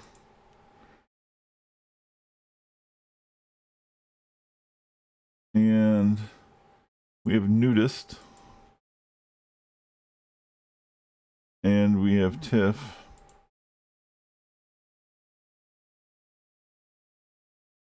They're going to redo this. I forgot. I'm on defense.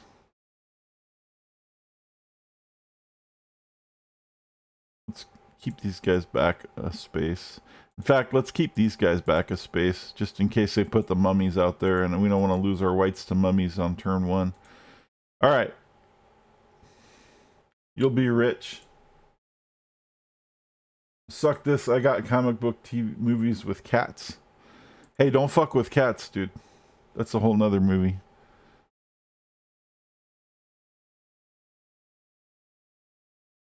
You'll be rich.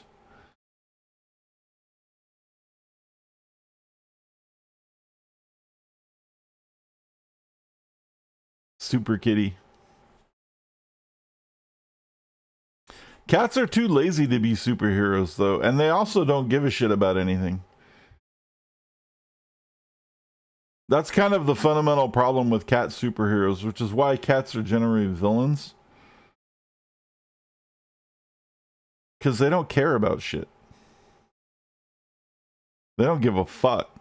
They're like, if you're gonna feed me? Alright. And then they'll be your friend. And then once they get what they want, you don't see them again until they want some more shit. Like, I don't give a fuck. You want to pet me? Maybe. Only if I want you to pet me. You know, I'm just saying.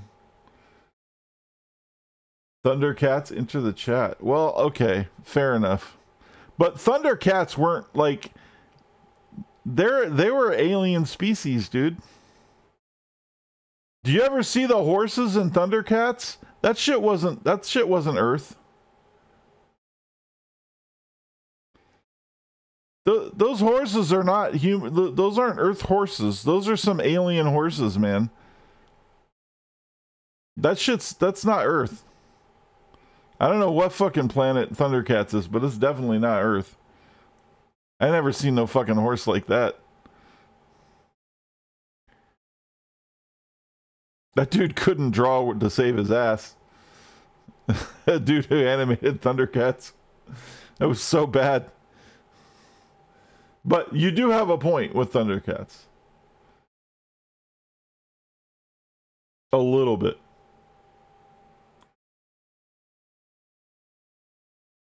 It didn't last very long, though, and I think maybe because it wasn't believable, because it's cats. Cats, you know, people are like, yeah, bullshit, it's a cat. I don't know. I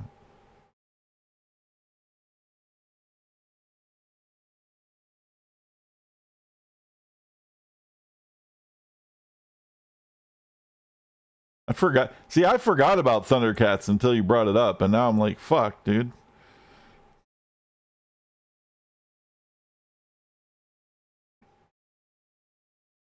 What was the other one? There's Thundercats, and then He-Man was kind of like that, but there was another one, and I can't remember what it was called. It was like more like Thundercats than He-Man.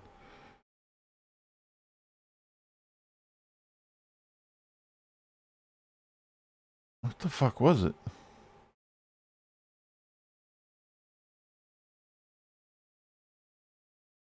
I don't remember what the fuck was called. What are we doing? Stopping him from scoring. Try not to die. Those are our objectives.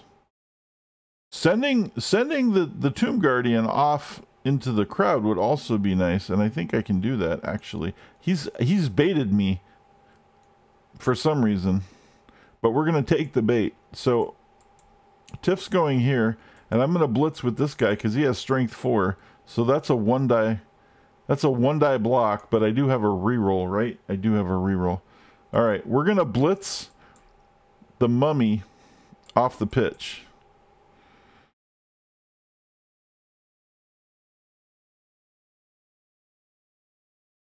Wow, that's kind of amazing that it even let me do that.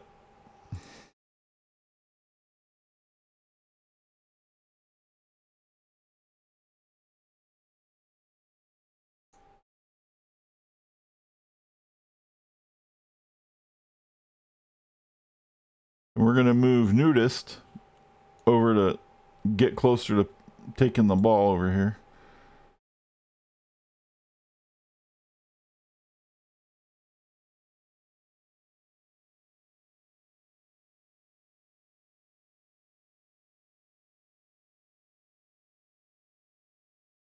So we're doing the little stand firm trick.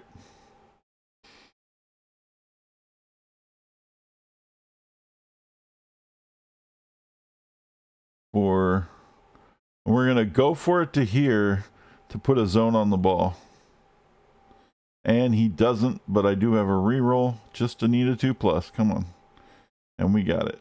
All right.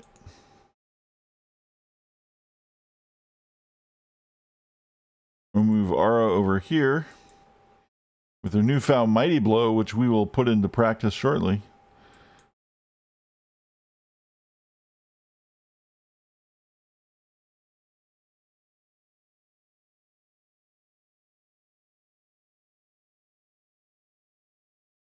And that'll end that turn. Dr. Ever's hairless cat will be the nemesis. Yeah, I mean, I could see you building something with that, Grimmy. I don't know.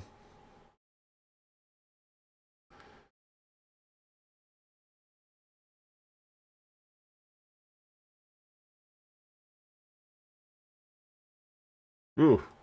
He just walked over and swatted my fucking flesh golem. He's like, put.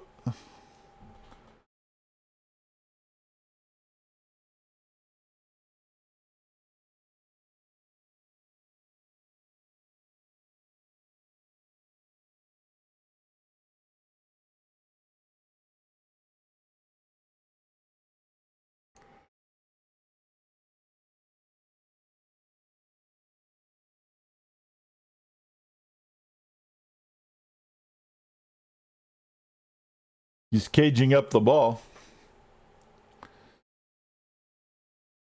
When a guy gets penalized for cheap shot, you play a man down rest of the game, right? When he gets penalized, that guy is off the pitch, but if you have backup, then on the next drive you can bring out a new guy. That's why you have sidelines. You can have up to 16 players on your team, but you can only have 11 on the pitch at any given time. So if he gets thrown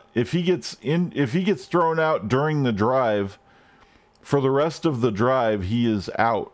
But as soon as the drive is over, which means somebody scores or halftime, whichever comes first, then I have to put 11 more people on the pitch if I can, and so he just gets replaced. So it's not like I'm down for the rest of the game unless I don't have anybody on the bench, and then yeah, I'm down. It just depends.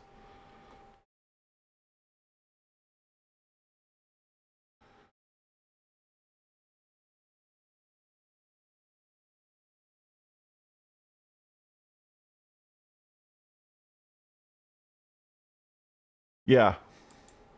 So that's why fouling somebody's totally fine. Now that guy if he gets thrown out, he's thrown out for the rest of the game.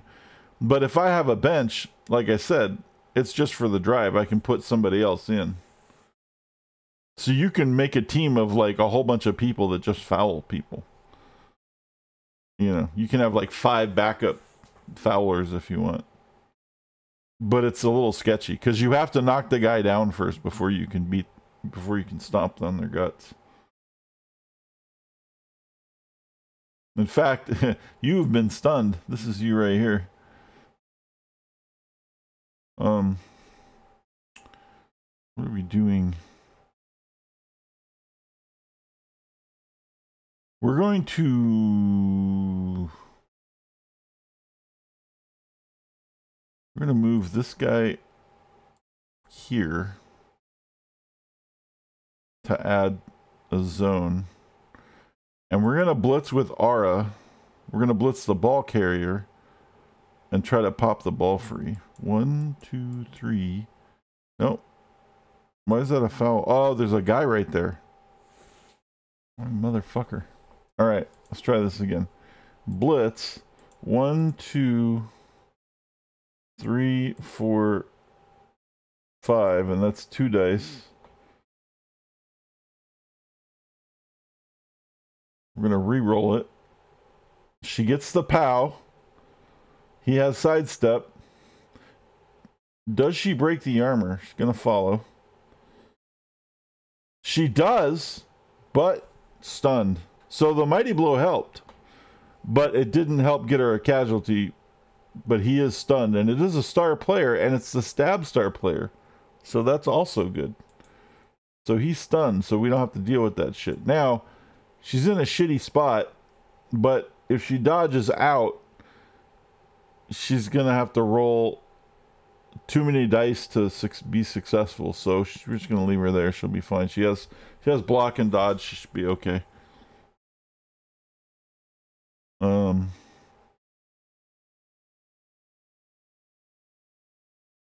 And we will put somebody right here to protect that situation. Now, we need to pick up this ball because Tiff right here with her crazy agility is in range. And she does pick it up. I wonder if that's an interception attempt because I might want to throw it to the fucking werewolf.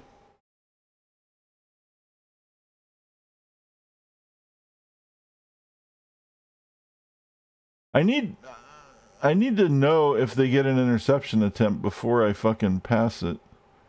And I don't know how to tell me that they can. See, because in tabletop you use the range ruler and it tells you who gets the interception. You can just, if it crosses their line, they get one. But chances are these two are both going to get interception attempts. Like if I do this, it doesn't say he gets an interception attempt. And I don't want to commit to it and have it not work. Oh shit, our timer's almost done. All right, let me move this guy up then.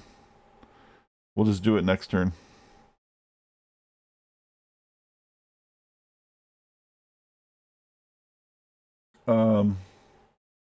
They're usually stunned when getting mighty blow. When getting mighty blown. Well, they're usually, hopefully if you have mighty blow, you don't just stun. Yeah, that's a funny one though. That's a good pun. But actually what you want is you want them to get at least knocked out. You want to be so good that you knock them out, not just stun them. But what you really want is you want to hurt them so they don't come back.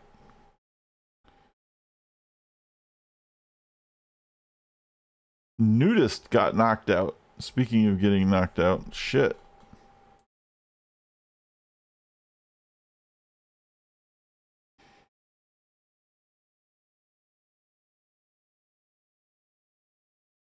That doesn't work for you?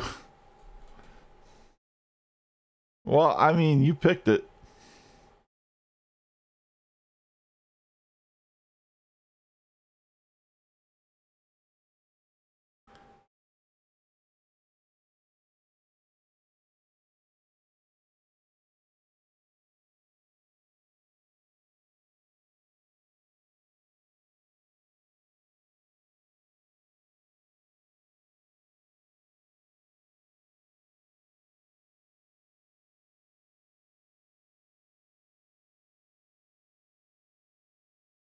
All right.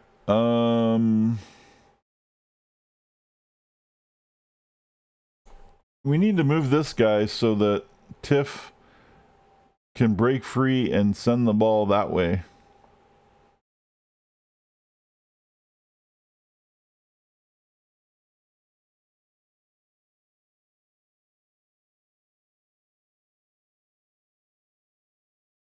Oh, he's got guard. Motherfucker.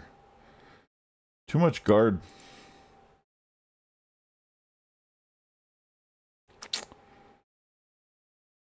They can dodge on a 2+. It might be easier than doing a 1-die block.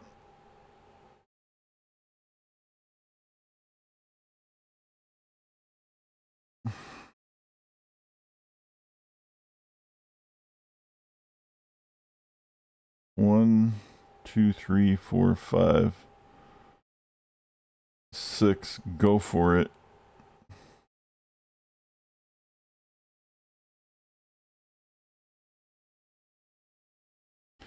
All right, let's try this. 2 plus dodge. 1, 2, 3, 4, 5, 6.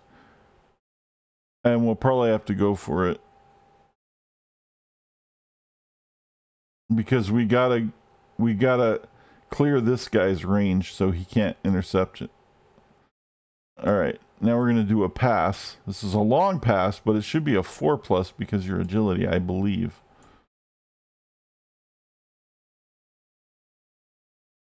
I have the reroll.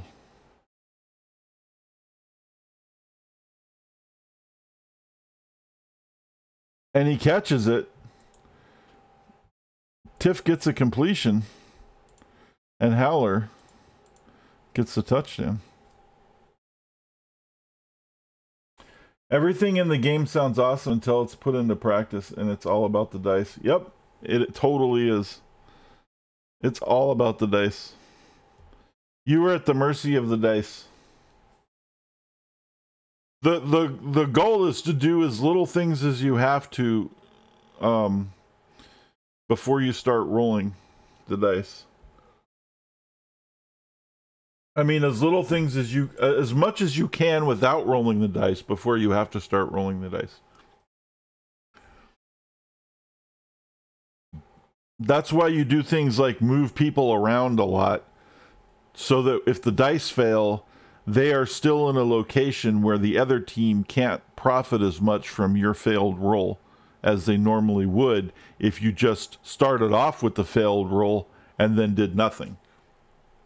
So that's why we do that a lot. Like everybody that plays Blood Bowl, after playing for a while, you learn that it's you learn to like move everybody in where they have to be as much as you can before you start rolling dice. Sometimes you can't. Sometimes you just have to roll right away because the plan that you have requires that. Usually if you have a reroll, it's okay to start off with blocks. But the moment you fail one, you need to stop what you're doing. If you have to do anything else, reassess, and then do the other things first. Because there's a good chance that you'll fail without a reroll. And with the digital version of the game, if you have a reroll, there's a good chance you're going to fail anyway. So that's just how it is. I'm good with that defense, though. But yeah, basic Blood Bowl strategy is do everything that you can before you have to roll the dice. Move everybody in the position that needs to be in the position they need to be in. Plan out your turns while the other guy is taking his, if you can.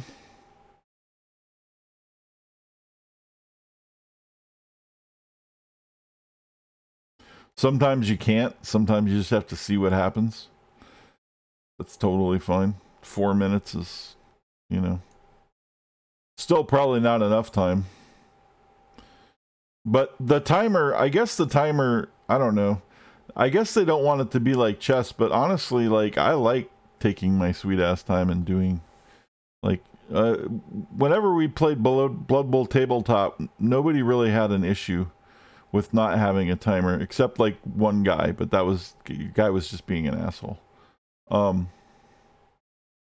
But for the most part, yeah, nobody cared. Like, as long as you didn't take like 3 hours to fucking finish a game, you know.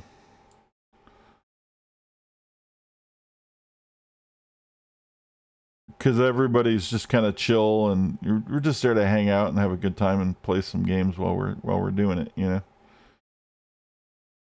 That's what it's all about.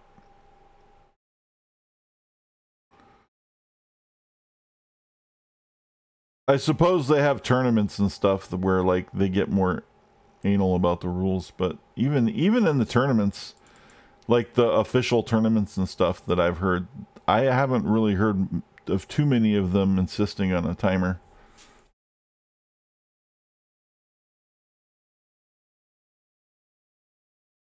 Like, the idea is just, you know, don't be inconsiderate of the other player's time, but still, if you need the time to figure it out, you know, take the time you need to figure it out.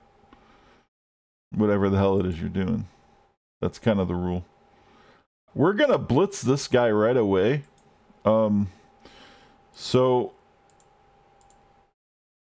let's put some people in place.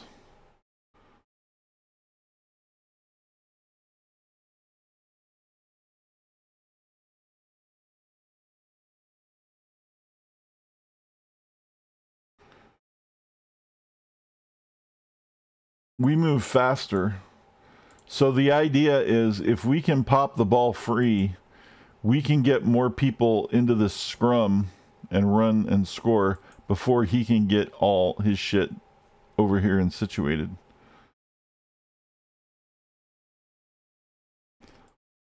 I kind of want to take my werewolf this way.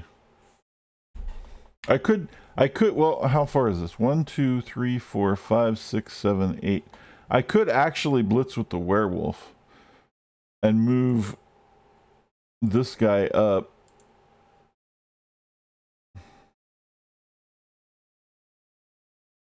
Let's do that.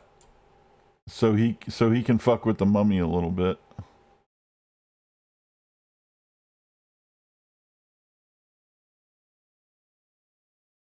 And now we'll blitz with the werewolf.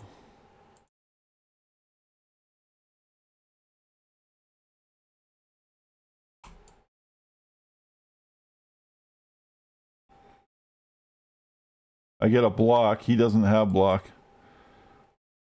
That works for me. Pops the ball free. Fuck you with the mummy catching it. Okay, good. The mummy did not catch it. I can't catch it. It's a 6+. Okay, good. It's in front of the mummy. I was going to say, if the mummy catches it, I'll be pissed. Because the mummy is agility 1. You shouldn't be able to catch anything. Including a cold. He has such little agility, he can't even catch a cold. He's too slow for it. All right.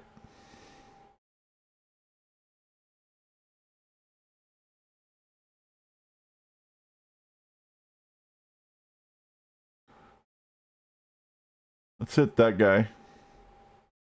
Do I have block? I do not. It's Pixel Hobo. Oh my god, is the only guy who doesn't have block. Re-rolling. I will stay. Got a knockout though. That was good. This is gonna let me do a 2-die block from Bride of on the Tomb Guardian. Oh no! Double skulls. It's bound to happen. Well, that was bad for me. This is why we did the blitz early, right? We did what we had to do. Ultimately, we skulled out, but that was on the, like, bonus shit we were doing.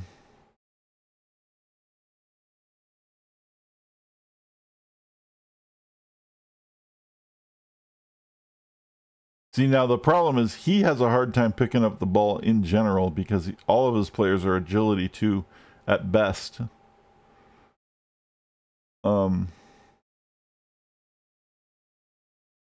So us doing what we're doing is making it even harder for him to do anything. And all we have to do is figure out how to get that mummy off the ball, and then we can try to score.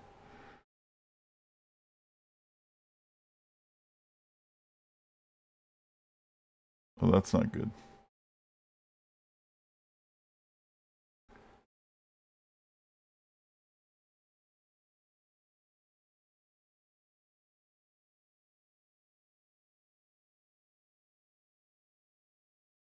Ow!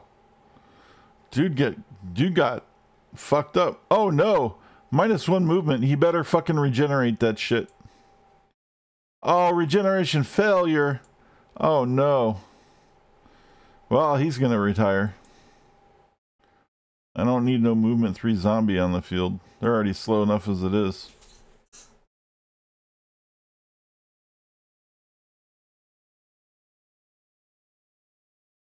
That guy's done. Alright. So my werewolf moves is strength 4. He's strength 5. So I'm going to get him up. He's going to add an assist. I'm going to move Nudist over here. He's going to add an assist. So now my strength 4 becomes strength 5, strength 6 to his strength 5, giving me 2 dice on the block.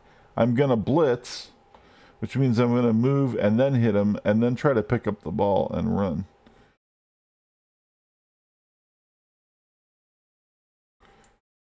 And I'm going this way because I'm going to knock him onto the ball to pop it forward if I can.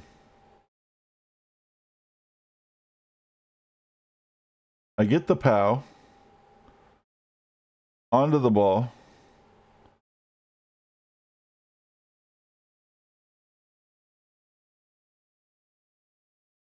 He got knocked down, but he regenerated. The ball pops free and goes back to where I was, which is actually really fucking annoying. Tiff's kind of fucked. I was gonna say, is Tiff close enough? But no, she's in a bad situation. In fact, let's put a zone on this guy. And then we'll go get the ball with Ara because she's agility 3 at least. And then we can deal with Tiff's situation. Because the problem is Tiff has a really good agility and I don't want her to get knocked out of bounds because you can get hurt really bad from being knocked out of bounds. And we don't want that. So we're going to throw a 1-die block with Tiff, and we need to throw a 1-die block with Tiff, which is risky, and we need to pick up the ball with Ara, which is risky, because if we fail either of these, it'll end our turn and we can't do the other thing. So let's do this, because at least I have block. I got the skull. Reroll. We got the push. Push is enough to keep her off the sidelines.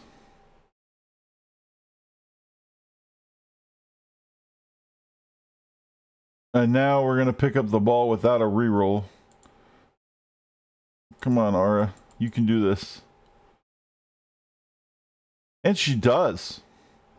And we're going to run her this way, away from all the rest of the people, and maybe next turn she'll score a point.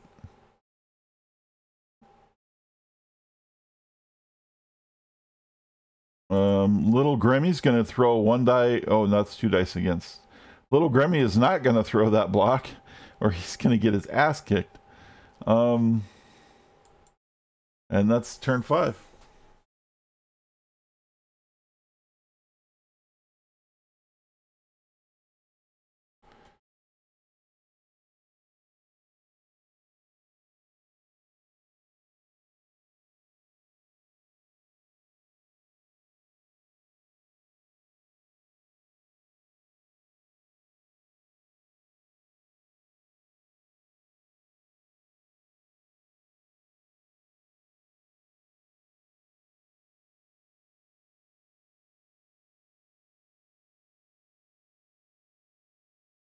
I keep knocking Tiff. He's there, determined, Tiff, to push you out of the fucking sidelines. The AI is on a mission. This guy's lining them up, man. It's like, we are going to push this chick on the sidelines. Oh no. 2 dice against double POW on the Howler, but I have dodge, so ha. Sucks to be you, Camry. Ha. Didn't do shit. They scared of you. They are, dude.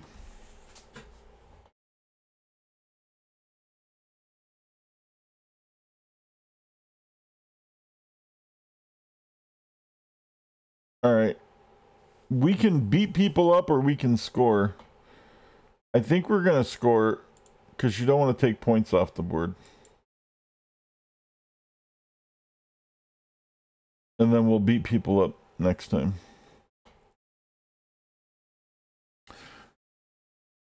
And Ara gets a touchdown. And Tiff is saved from being pushed off of the pitch at the same time. It's a win-win. It's teamwork.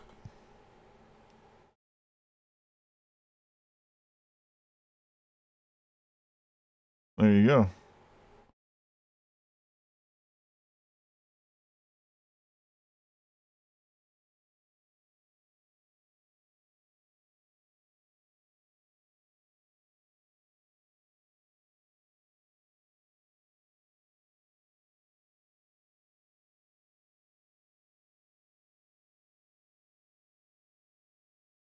Who are we going to put on the pitch is the question.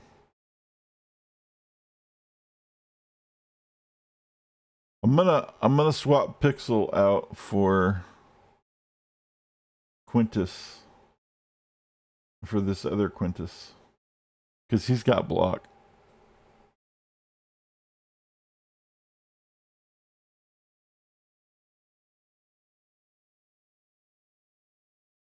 Cut to the 24 clone cheerleaders. Exactly. Fucking A, dude. Why mess with perfection? Right? You got something good going, why, you know, don't break the mold. Clone it. I don't know.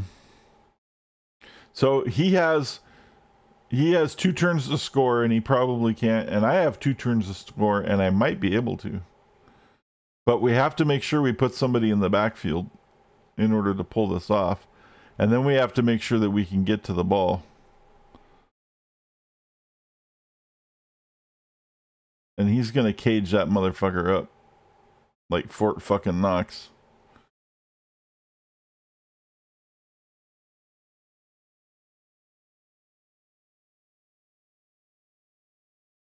He's certainly not going to dodge with the skeleton, so I guess he's going to throw some hits.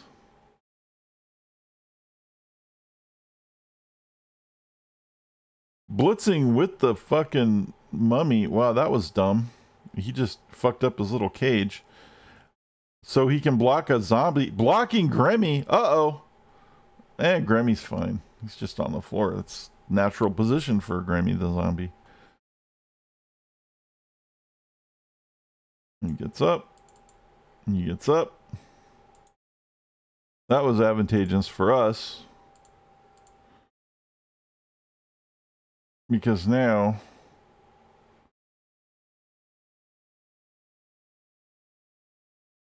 I think we can get the wolf far enough upfield that he can score next turn if we can get the ball, which is kind of the point.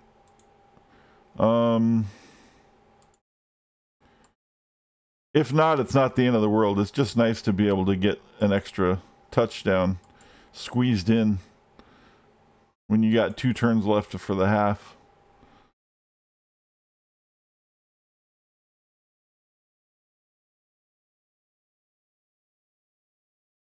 You live. Next time you want to die. Well, you're kind of already dead. You're a zombie. You're kind of in that, like, not really dead, not really alive, kind of awkward position that zombies find themselves in.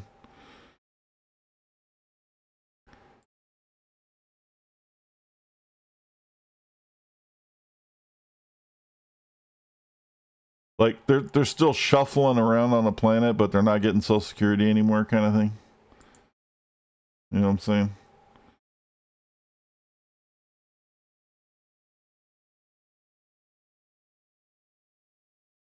Life's tough for a zombie. We're gonna blitz with Ara because we can.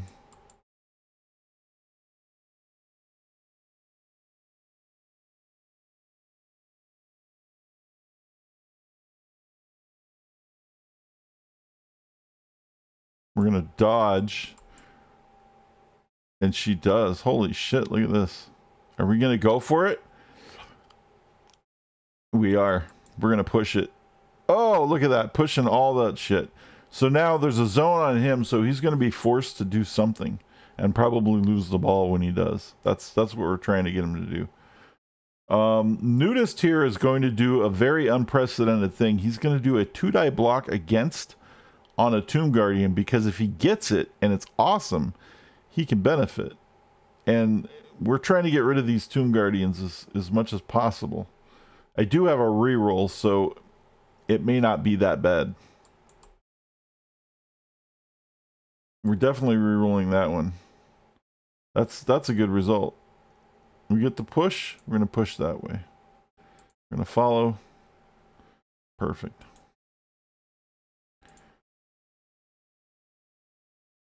Now he has 1 turn left to score, which he can't because he's got no one in range.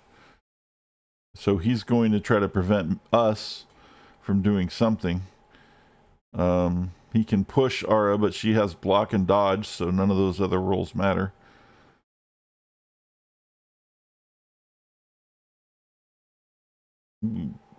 Pow on Vinny doesn't help, but it's not the worst thing in the world.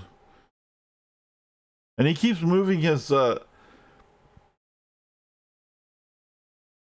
mummies away. I don't know why he's so attracted to trying to beat up my zombies. It's really weird. Oh, that guy's got the ball. How the fuck did that happen? I thought he had the ball. Oh, shit. Well, there goes that idea. Well, he still can't score. I'm just not sure that we're going to be able to score. Till next half.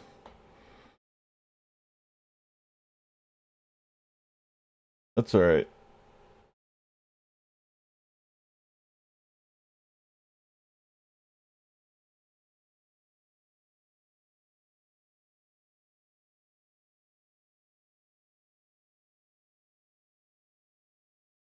How do we pop that ball free?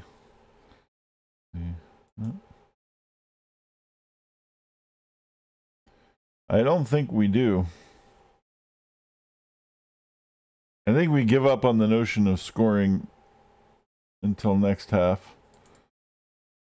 And let's beat some people up.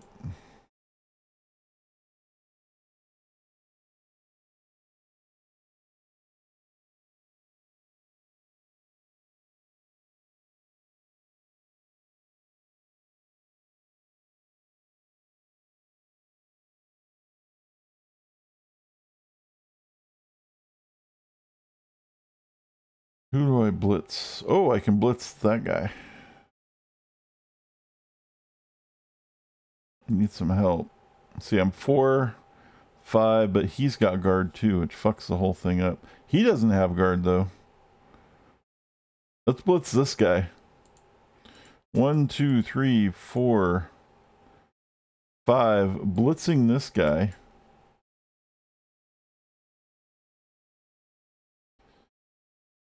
Gets the POW. And now Grimmy can do what he does best because he's right next to him. And he's going to foul him. Kicked him in the nuts. Didn't get thrown out. Didn't hurt him. But you tried, and I'll give you the effort.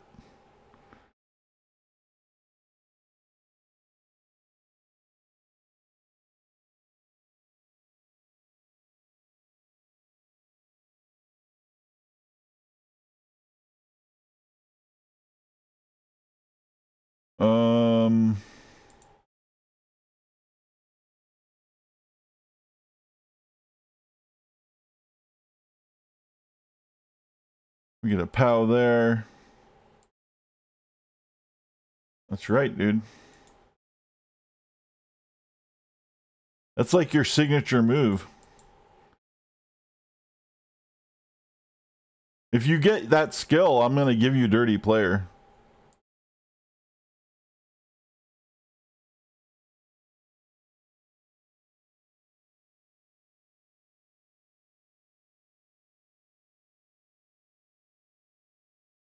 But you need to get a casualty or like a touchdown or an MVP or something in order to get that. You're 1 point away. So now we're receiving the ball. Okay. Let's see. She's our passer.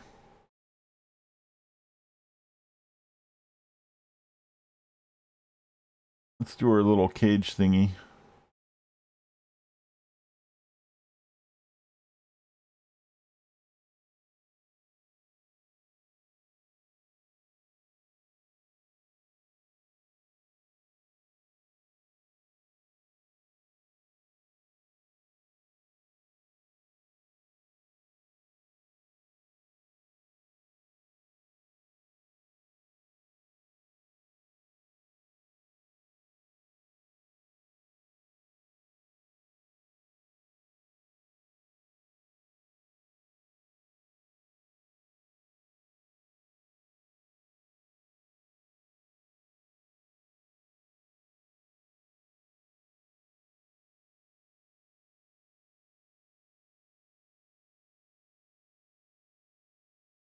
All right.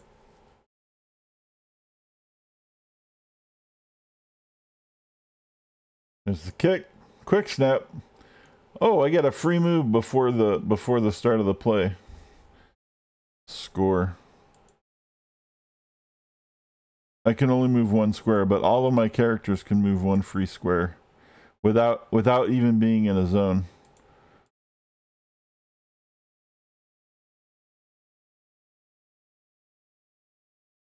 It's kind of like an illegal men in motion play without getting called for it.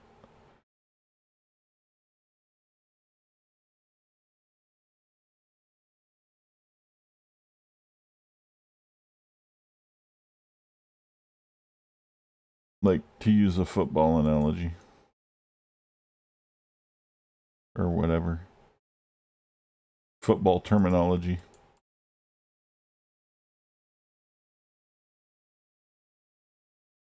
I'm going to stay there. All right, so now it's our turn.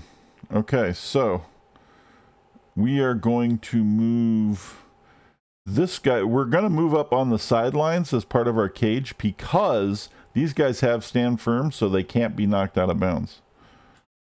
So he's going to move here.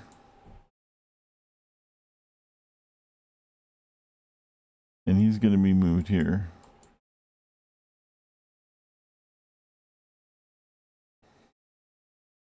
And he's got guard. So, oh, I didn't even realize that was a dodge. That was a really stupid thing to do. I was lucky on my behalf. Let's throw the hit so we don't make that mistake again. At least push him. All right. Here's the corner of the cage. I'm actually gonna. How can I do this? I'm gonna blitz that guy with the wolf, and then put Ara in the corner in the middle of the cage. Because this guy's got strength 4, and then he's got 2 help, so he can blitz. But the problem is you can't put him here because he has frenzy, because he has to follow, which will force him next to this guy. It's kind of a scary situation. But we're gonna blitz 1, 2, 3, 4, 5. Frenzy, like you have to you're forced to follow up. But I get the POW, which is good. Which means if I want to get out of this danger zone, I have to dodge back. And that's scary, and I don't want to really do that.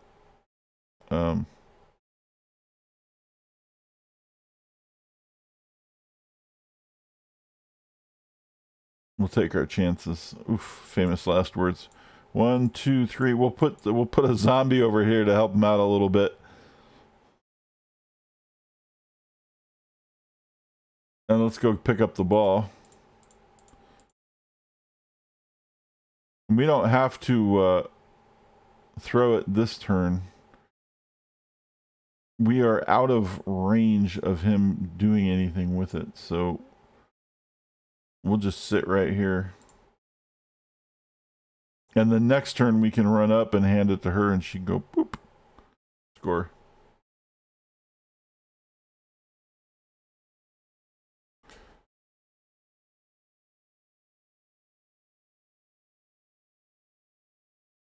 Here come the mummies. They're mumming.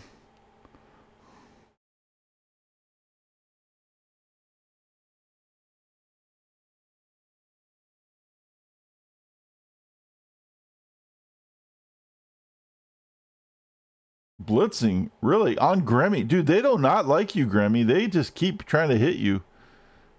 I don't know what it is. They're like, let's attack the zombie, like, all the time.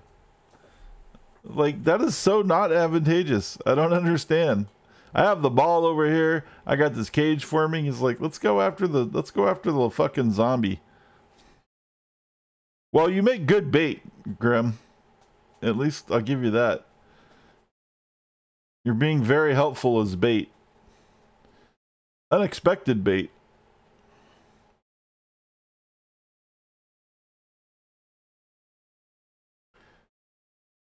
Yep. There you go. they want that zombie ass.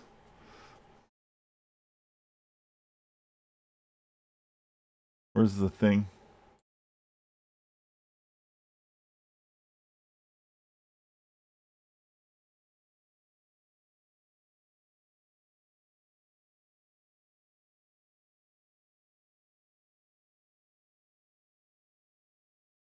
They're like, yeah, let's go get Grimmy. Grimmy. That's what they're saying.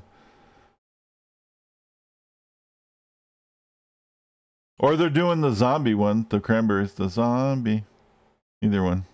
I guess both would work. That's a 1-die block.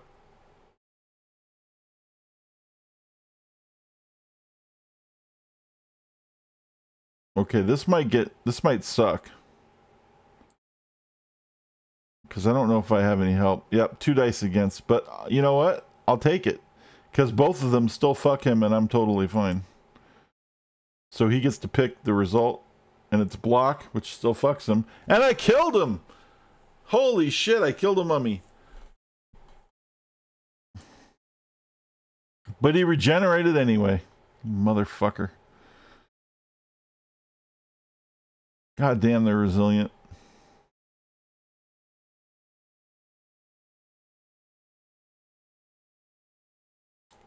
I hope I got the points for it, at least. Not that it matters on Howler, because he needs like another 100 points or something to get a skill.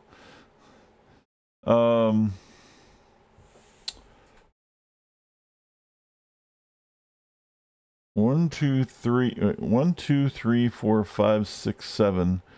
We'd have to go for it twice, but we could. Oh, she moves 8. We only have to go for it once. Okay, let's do that. We're gonna do a quick pass to Ara, and then she's gonna go and score a touchdown if she goes for it. So she's coming in clutch today.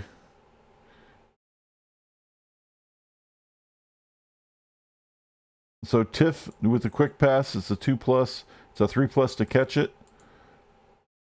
The pass is good. The catch, reroll. Come on. The catch is no good. Oh, boo.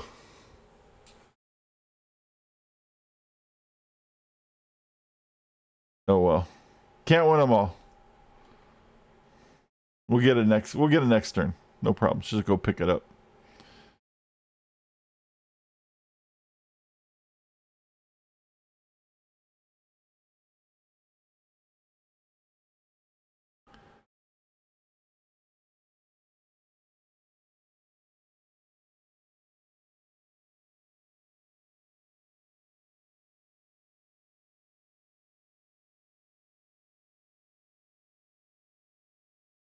Rip. Yeah. Poor Grammy.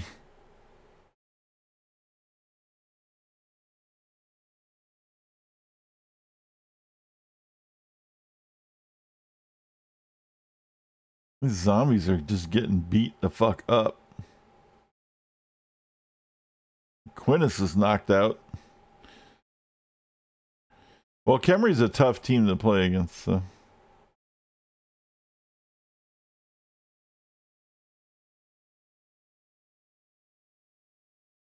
All right. Now we're in an interesting situation. Because we can actually blitz this fucking mummy. And probably be okay. And then she can go pick up the ball and maybe score.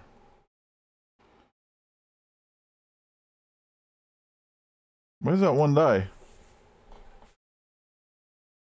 That's not right. Is it? Oh, yeah, we need the guard. Let's move this guy over here. He has guard. That's still not gonna help. It's gonna help for one of the hits. Hold on. Let's get Grimmy up. You just keep standing up. I mean, they knock you down. You're like a weeble wobble, dude. You knock you down, you keep popping back up.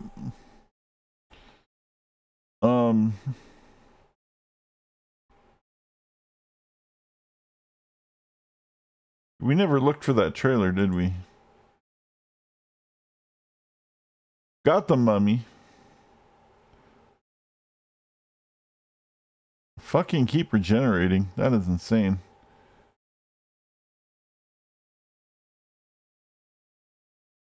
Now we're going to move some players next to the ball in case Ara doesn't pick it up again.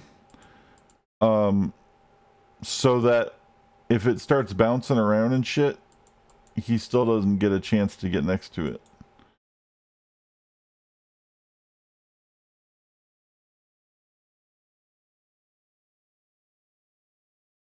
Or we can just go pick it up with Tiff.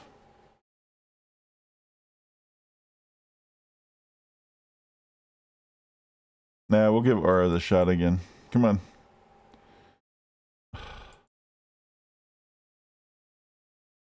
There we go. Now she's got to go for it one time. Oh no, two time. No, one time. 1, 2, 3, 4, 5, 6, 7. So she scores on a 2+.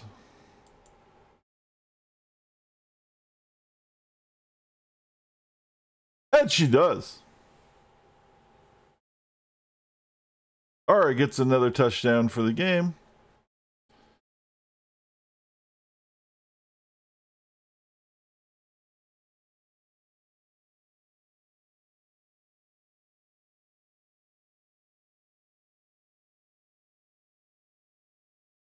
You're here to serve. There you go, man.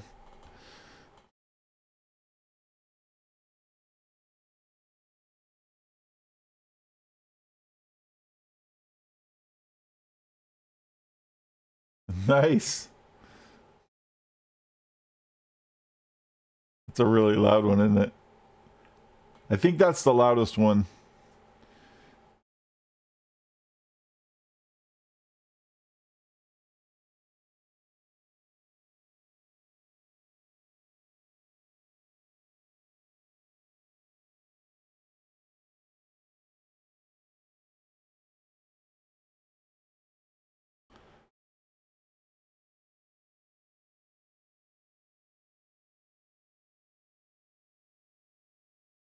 They get an extra reroll. The loudest one was Built This City. Was it? But I adjusted this one to be as loud as it possibly could be, so. All right.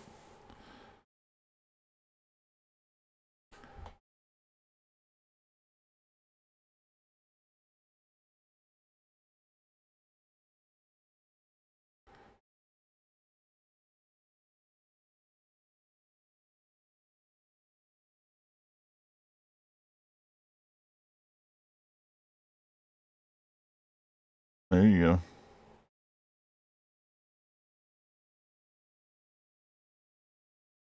Camry picking up the ball like it's no one's business. He's just like, I know I'm agility too, but look at this. Crazy.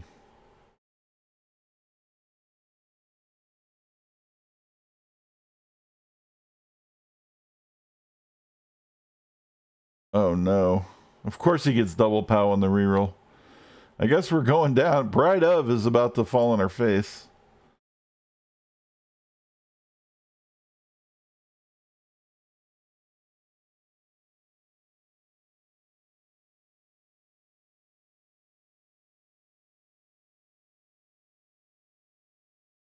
All right, what are we gonna do? We need to get the ball.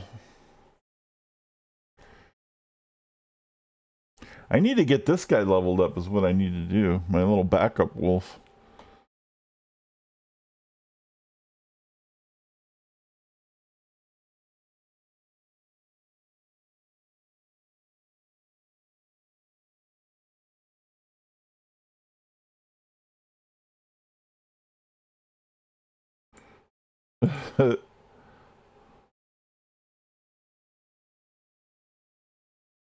What stat makes 3 dice other than having an advantage? Huh?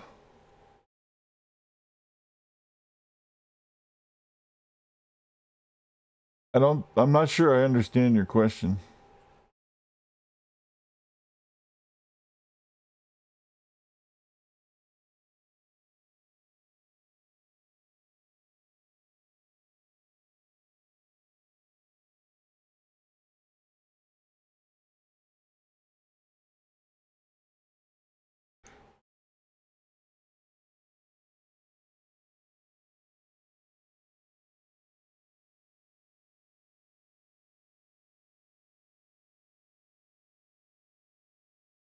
What stat makes 3 dice other than having an advantage?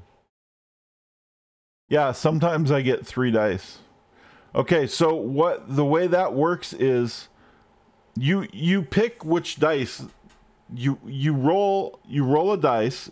If it's 1 dice, you have to take what you get. If it's 2 dice, you can pick the one you want. And sometimes you get 3 dice and you can still pick which one you want. So you're always at an advantage for rolling more dice on the same hit or whatever.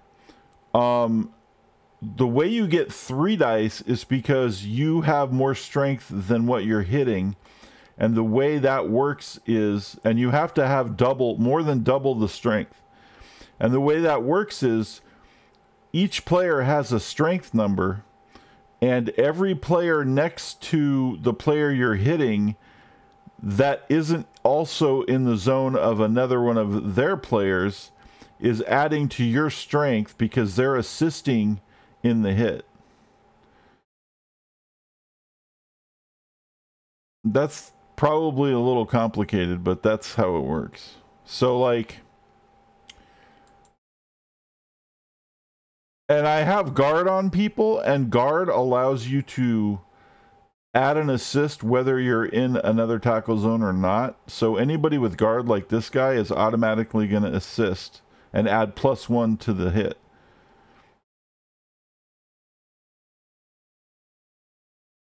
Yeah, usually that's the thing.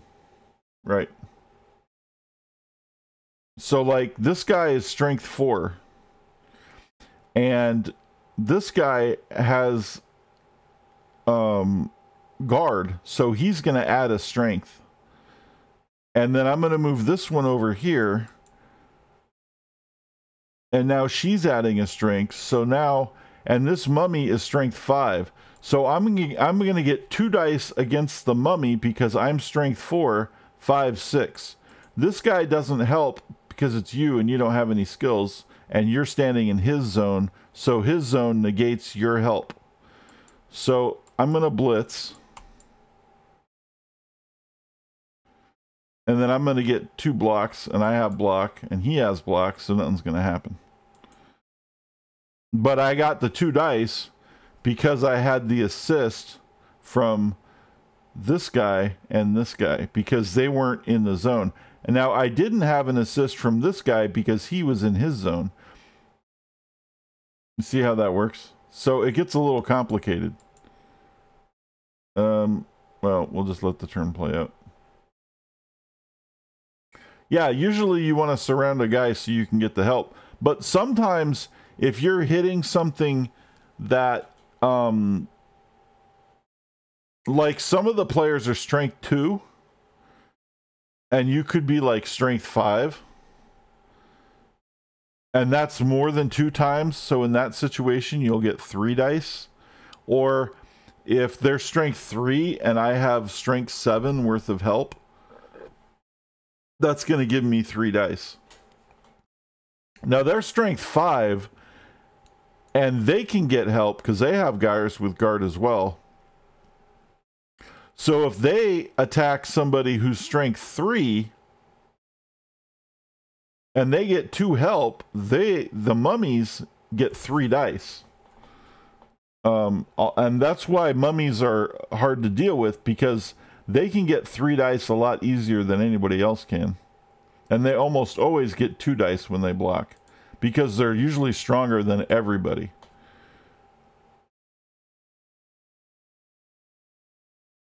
So that's why the big guys are a pain in the ass to deal with, because if you roll 1 die, right, you're going to get whatever the die roll is. But if you roll 2 dice, you can pick the best result. And if you roll 3 dice, you can still pick the best result. And you can see where obviously rolling 3 dice and picking the best result is the most advantageous thing.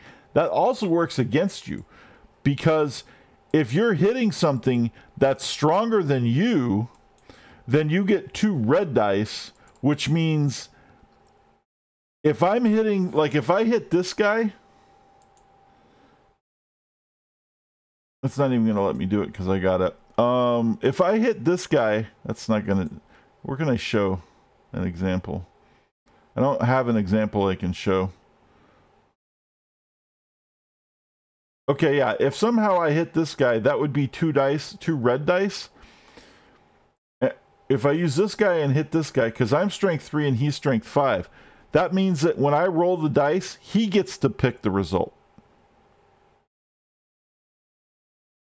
So it could be a skull, which could fuck me, or I could get really lucky and the both will be a POW and he has to pick something that hurts him anyway. But sometimes it's so bad that you get 3 red dice and he gets to pick out of the 3 dice which one you're going to get stuck with. It's not a wise idea to do any move that results in you letting the other guy get 3 dice against you. That's obviously really bad, but it happens. And sometimes if in a clutch play you need it and you have enough things to negate most of the dice, you can try it. In very, very specialized situations, it might be worth trying. Although I really highly not recommend ever doing it. 3 dice against is like the worst thing you could possibly do. But, you know, it is Blood Bowl, and sometimes you get lucky, and sometimes you don't. So, you know, you never know. Did that answer your question?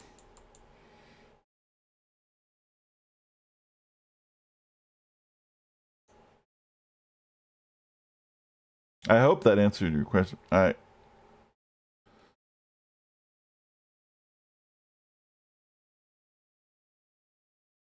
Unless I misunderstood you. See, now that's 2 dice against. So I'm going to re-roll it because he could pick the skull and fuck me up. And I fucked that up because I have frenzy, so I am forced. Now, see, he's forced to pick a good result for me, so that was fine. The reason why I fucked that up is because I have frenzy. So when I hit somebody, I have to follow up the hit. And if I roll a push, I have to throw the dice again. And if after I have pushed him, I don't have any more help around him because I pushed him away from the help, all of a sudden the dice turn against me and then he gets to pick the result. That's what you just saw. That's what that was. That's why that was all weird. That frenzy hit. That was me being stupid and not paying attention. Now when it comes to the foul, it's kind of the same situation. And I'll show you that right now. The foul, I'm adding +1 to the foul roll to break the armor. When I roll the foul, I'm rolling to break armor. And I get +1 for every guy around the guy on the floor when I foul, except I don't think this counts because of the zone, but I'm not sure. And if I break the armor, then I roll for injury, which is either stun, knocked out, or an actual injury or death. So we're going to foul him with you because that's what you do.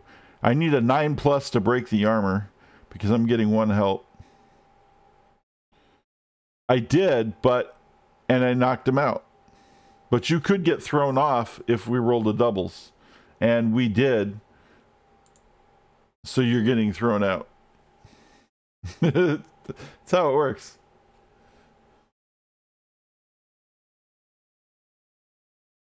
But you knocked out the fucking the mummy. That's your job. You do it well.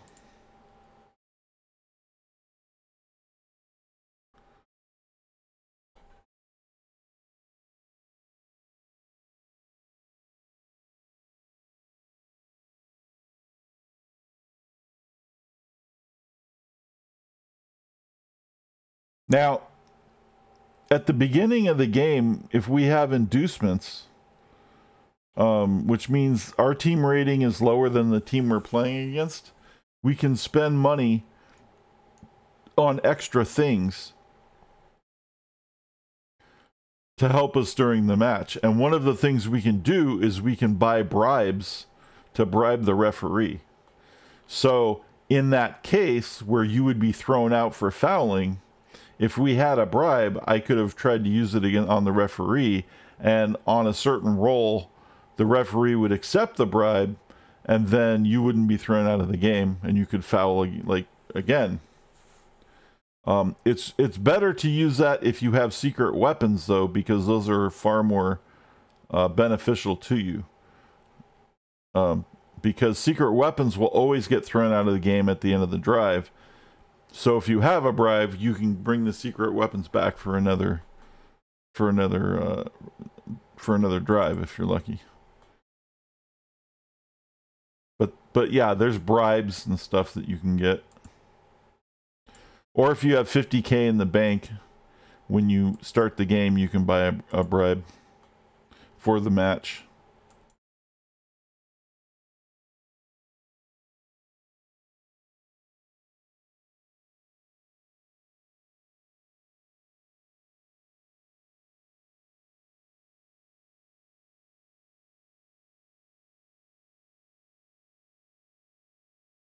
Nudist.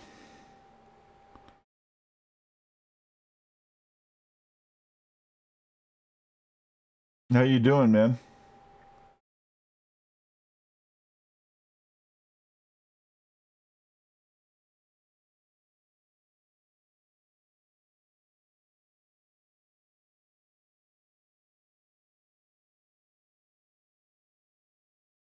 As you can see, I'm in a lot better mood than last time. I still feel bad about that.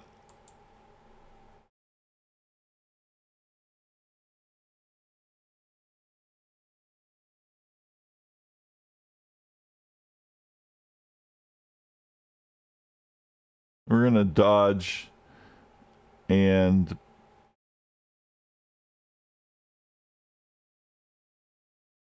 go right here to put a zone on this guy.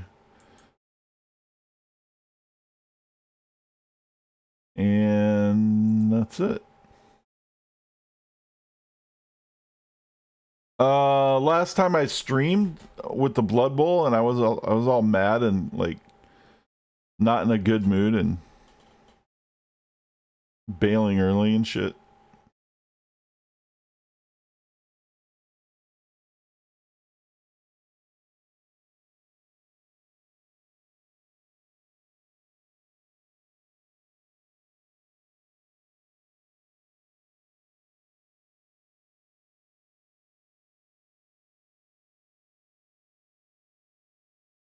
Yeah, that. Yeah.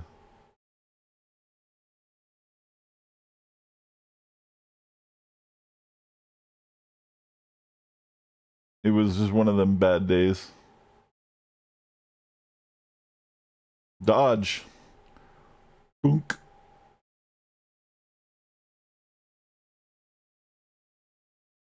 Right on.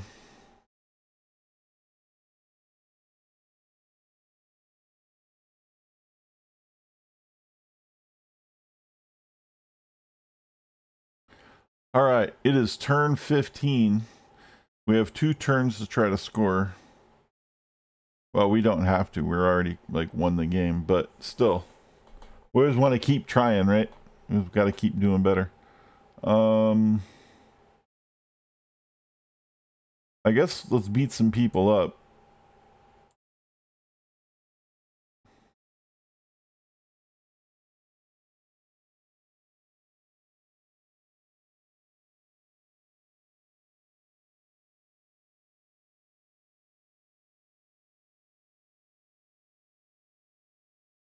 Oh, he's got guard. Dude, that fucking guard is a pain in the ass. Guard mummy, that's just evil, dude. And it's like totally what you would put on a mummy too, so it's just, but it's just evil.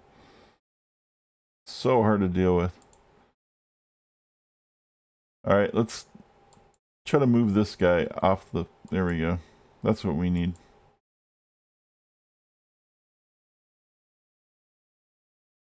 And we can move Ara here. And we get 2 dice on this fucker.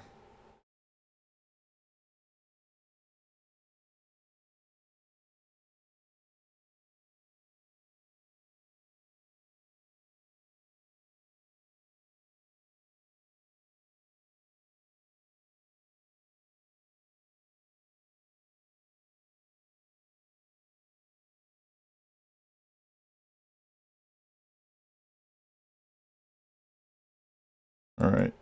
Now, that's going to be 1 die though because of that motherfucker. Trying to figure out a way to do this without jacking my fucking werewolf up.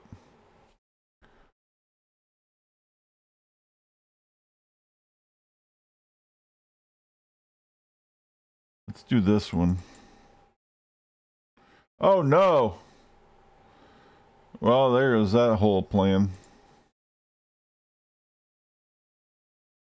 That was a bad idea. I sculled out.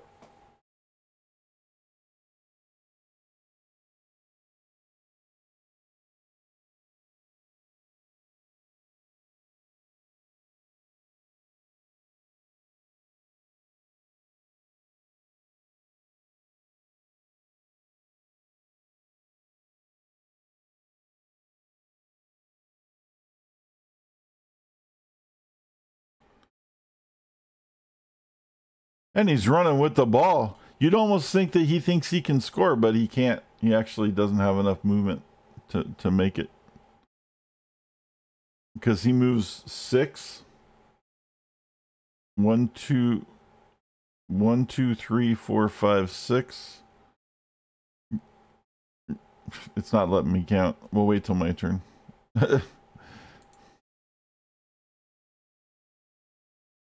Camera's fighting me.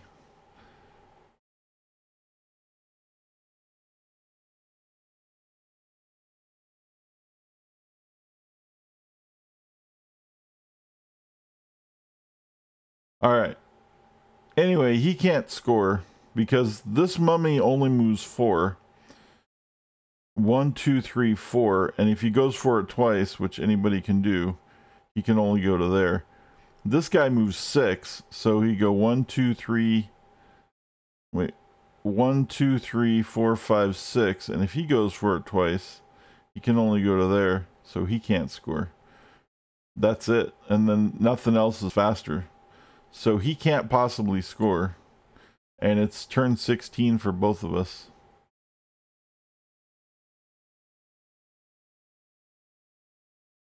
So, however, it's not likely that I'm going to be able to score either. So, I might as well just beat some people up.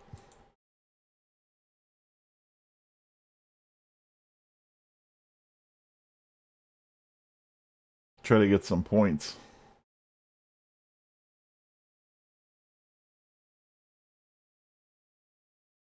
Let's get that mummy hit I wanted to do.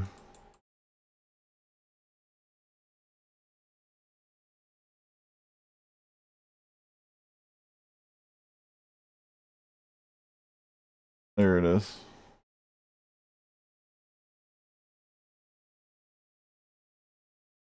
Yeah. Oh well. And he's fucked. Because I don't want to get hit by the mummy. I'm going to actually... We have a reroll. I'm going to dodge. And get the fuck out of dodge. And he does. Gonna have dodge anyway, that's right. So, that's fine. And I guess we'll put this guy here. We'll save that guy a little bit. We'll put this guy over. Where would be advantageous? I guess next to the mummy. In case the mummy gets up, he can't fuck us up too bad. And we'll throw the 2 dice against, because why the hell not? It's the very last thing we can do. We'll re-roll it because we have extra re-rolls. Doesn't matter. He gets the skull. Shit happens.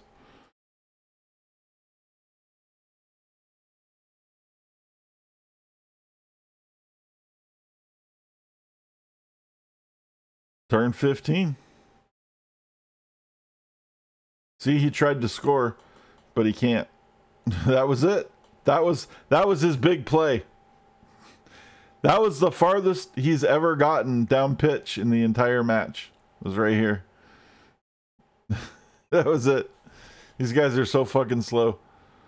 The Camry, they're insanely slow. They don't do shit. They beat the crap out of other teams. That's really all they do.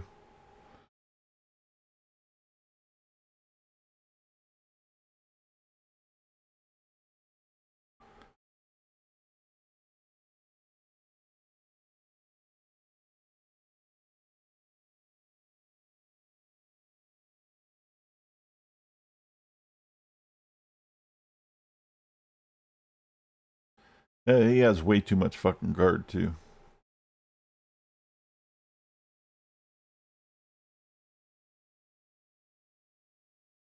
And that's it. That ends the match. 3-0, our favor. We won Bupkis, but we can re-roll it because we won. And the re-roll is a 6.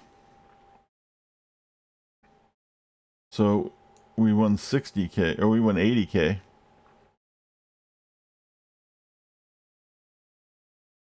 And the MVP was Quintus Hades. Damn, Grammy, never, always a bride, never, or a bridesmaid, never a bride. Poor Grammy can't get a skill to save his ass. He is 1 point away, too. But Quintus Hades gets a skill. Oh, yeah, we were going to retire this motherfucker because he's movement 3. So you're out of there, buddy. I'm not even going to buy a new one because it's a zombie and we have plenty and we get free ones if we kill people. So,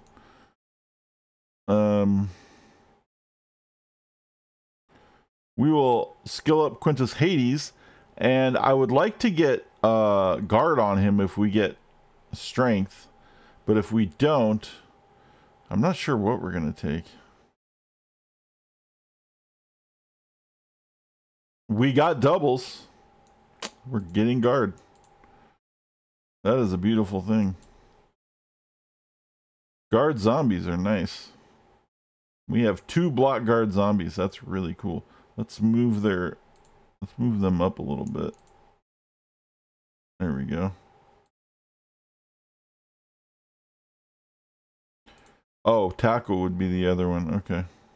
Yeah. That's pretty good.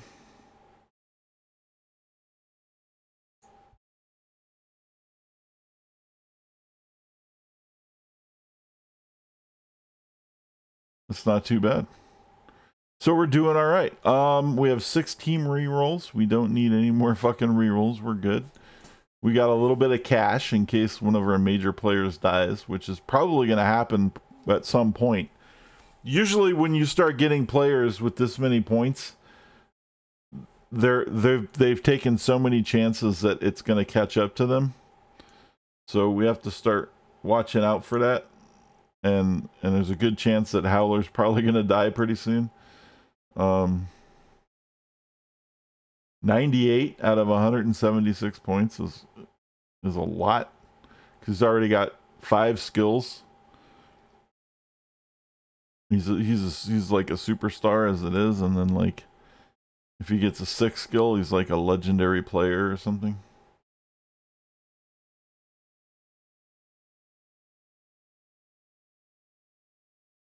"20 touchdowns. Actually, I was curious about something. Because Ara's getting a lot of touchdowns too. I wonder how many she has. Ara has 12 touchdowns. That's pretty good.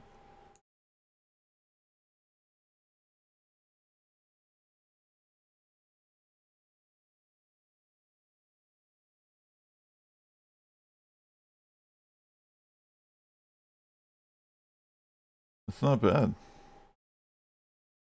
The interesting thing is if you see how many injuries that you've taken on some of these players, because that shows you how how effective regenerate is. Like her, she's had, well, she doesn't even regenerate, so I don't even know what that means. It says she's had 6 injuries, but ghouls don't have regenerate, so maybe the stats are lying. 6 injuries sustained. It must just be like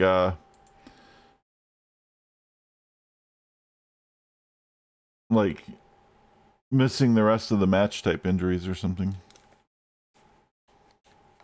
I don't know. Anywho, Dark Elf is pretty brutal.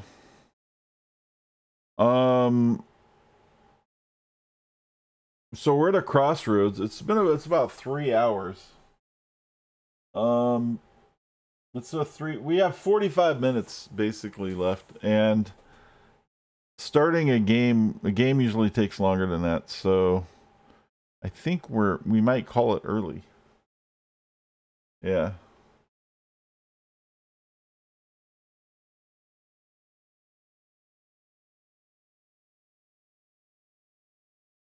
And then you know, I'll see you guys probably tomorrow or something. Yeah, exactly. And on a high note, we're doing well. We got 21 wins. We got a lot of good players. Everyone's doing well. I might play more of the Diablo 2 tomorrow. That we played the other day, because I'm making a YouTube video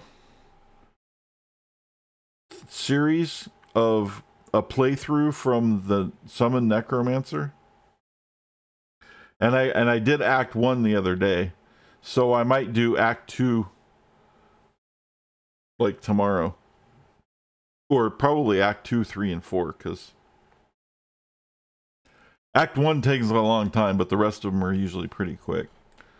So we'll see what happens. If I feel up for it, maybe I'll do that tomorrow. If not, maybe we'll play some more Blood Bowl. I don't know. We'll just see what happens. So hopefully streaming tomorrow. Good to see everybody out tonight. I hope you all have a great rest of your weekend. Tomorrow's, wait, what's today? I'm confused. Today's Saturday, isn't tomorrow's Sunday? God, I fucking hate not knowing what day it is. Tomorrow, okay, tomorrow is Monday. Today is Sunday. Okay, good. I was see, I'm all messed up. Oh yeah, you guys are all going on the time thing today, aren't you? You guys all have that daylight savings bullshit. Yeah. Have fun with all that. And I'll see you guys next time. Peace out, everybody. Oh, here's the Discord link. I always forget that.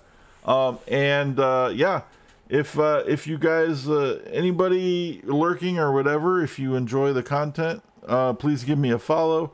If you want to support the channel, throw me a sub.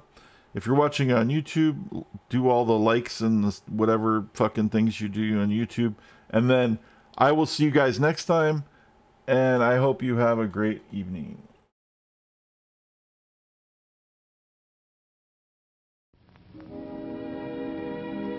And now, folks, it's time to say goodnight. We sincerely appreciate your patronage and hope we've succeeded in bringing you an enjoyable evening of entertainment. Please drive home carefully and eat plenty of tacos. Good night.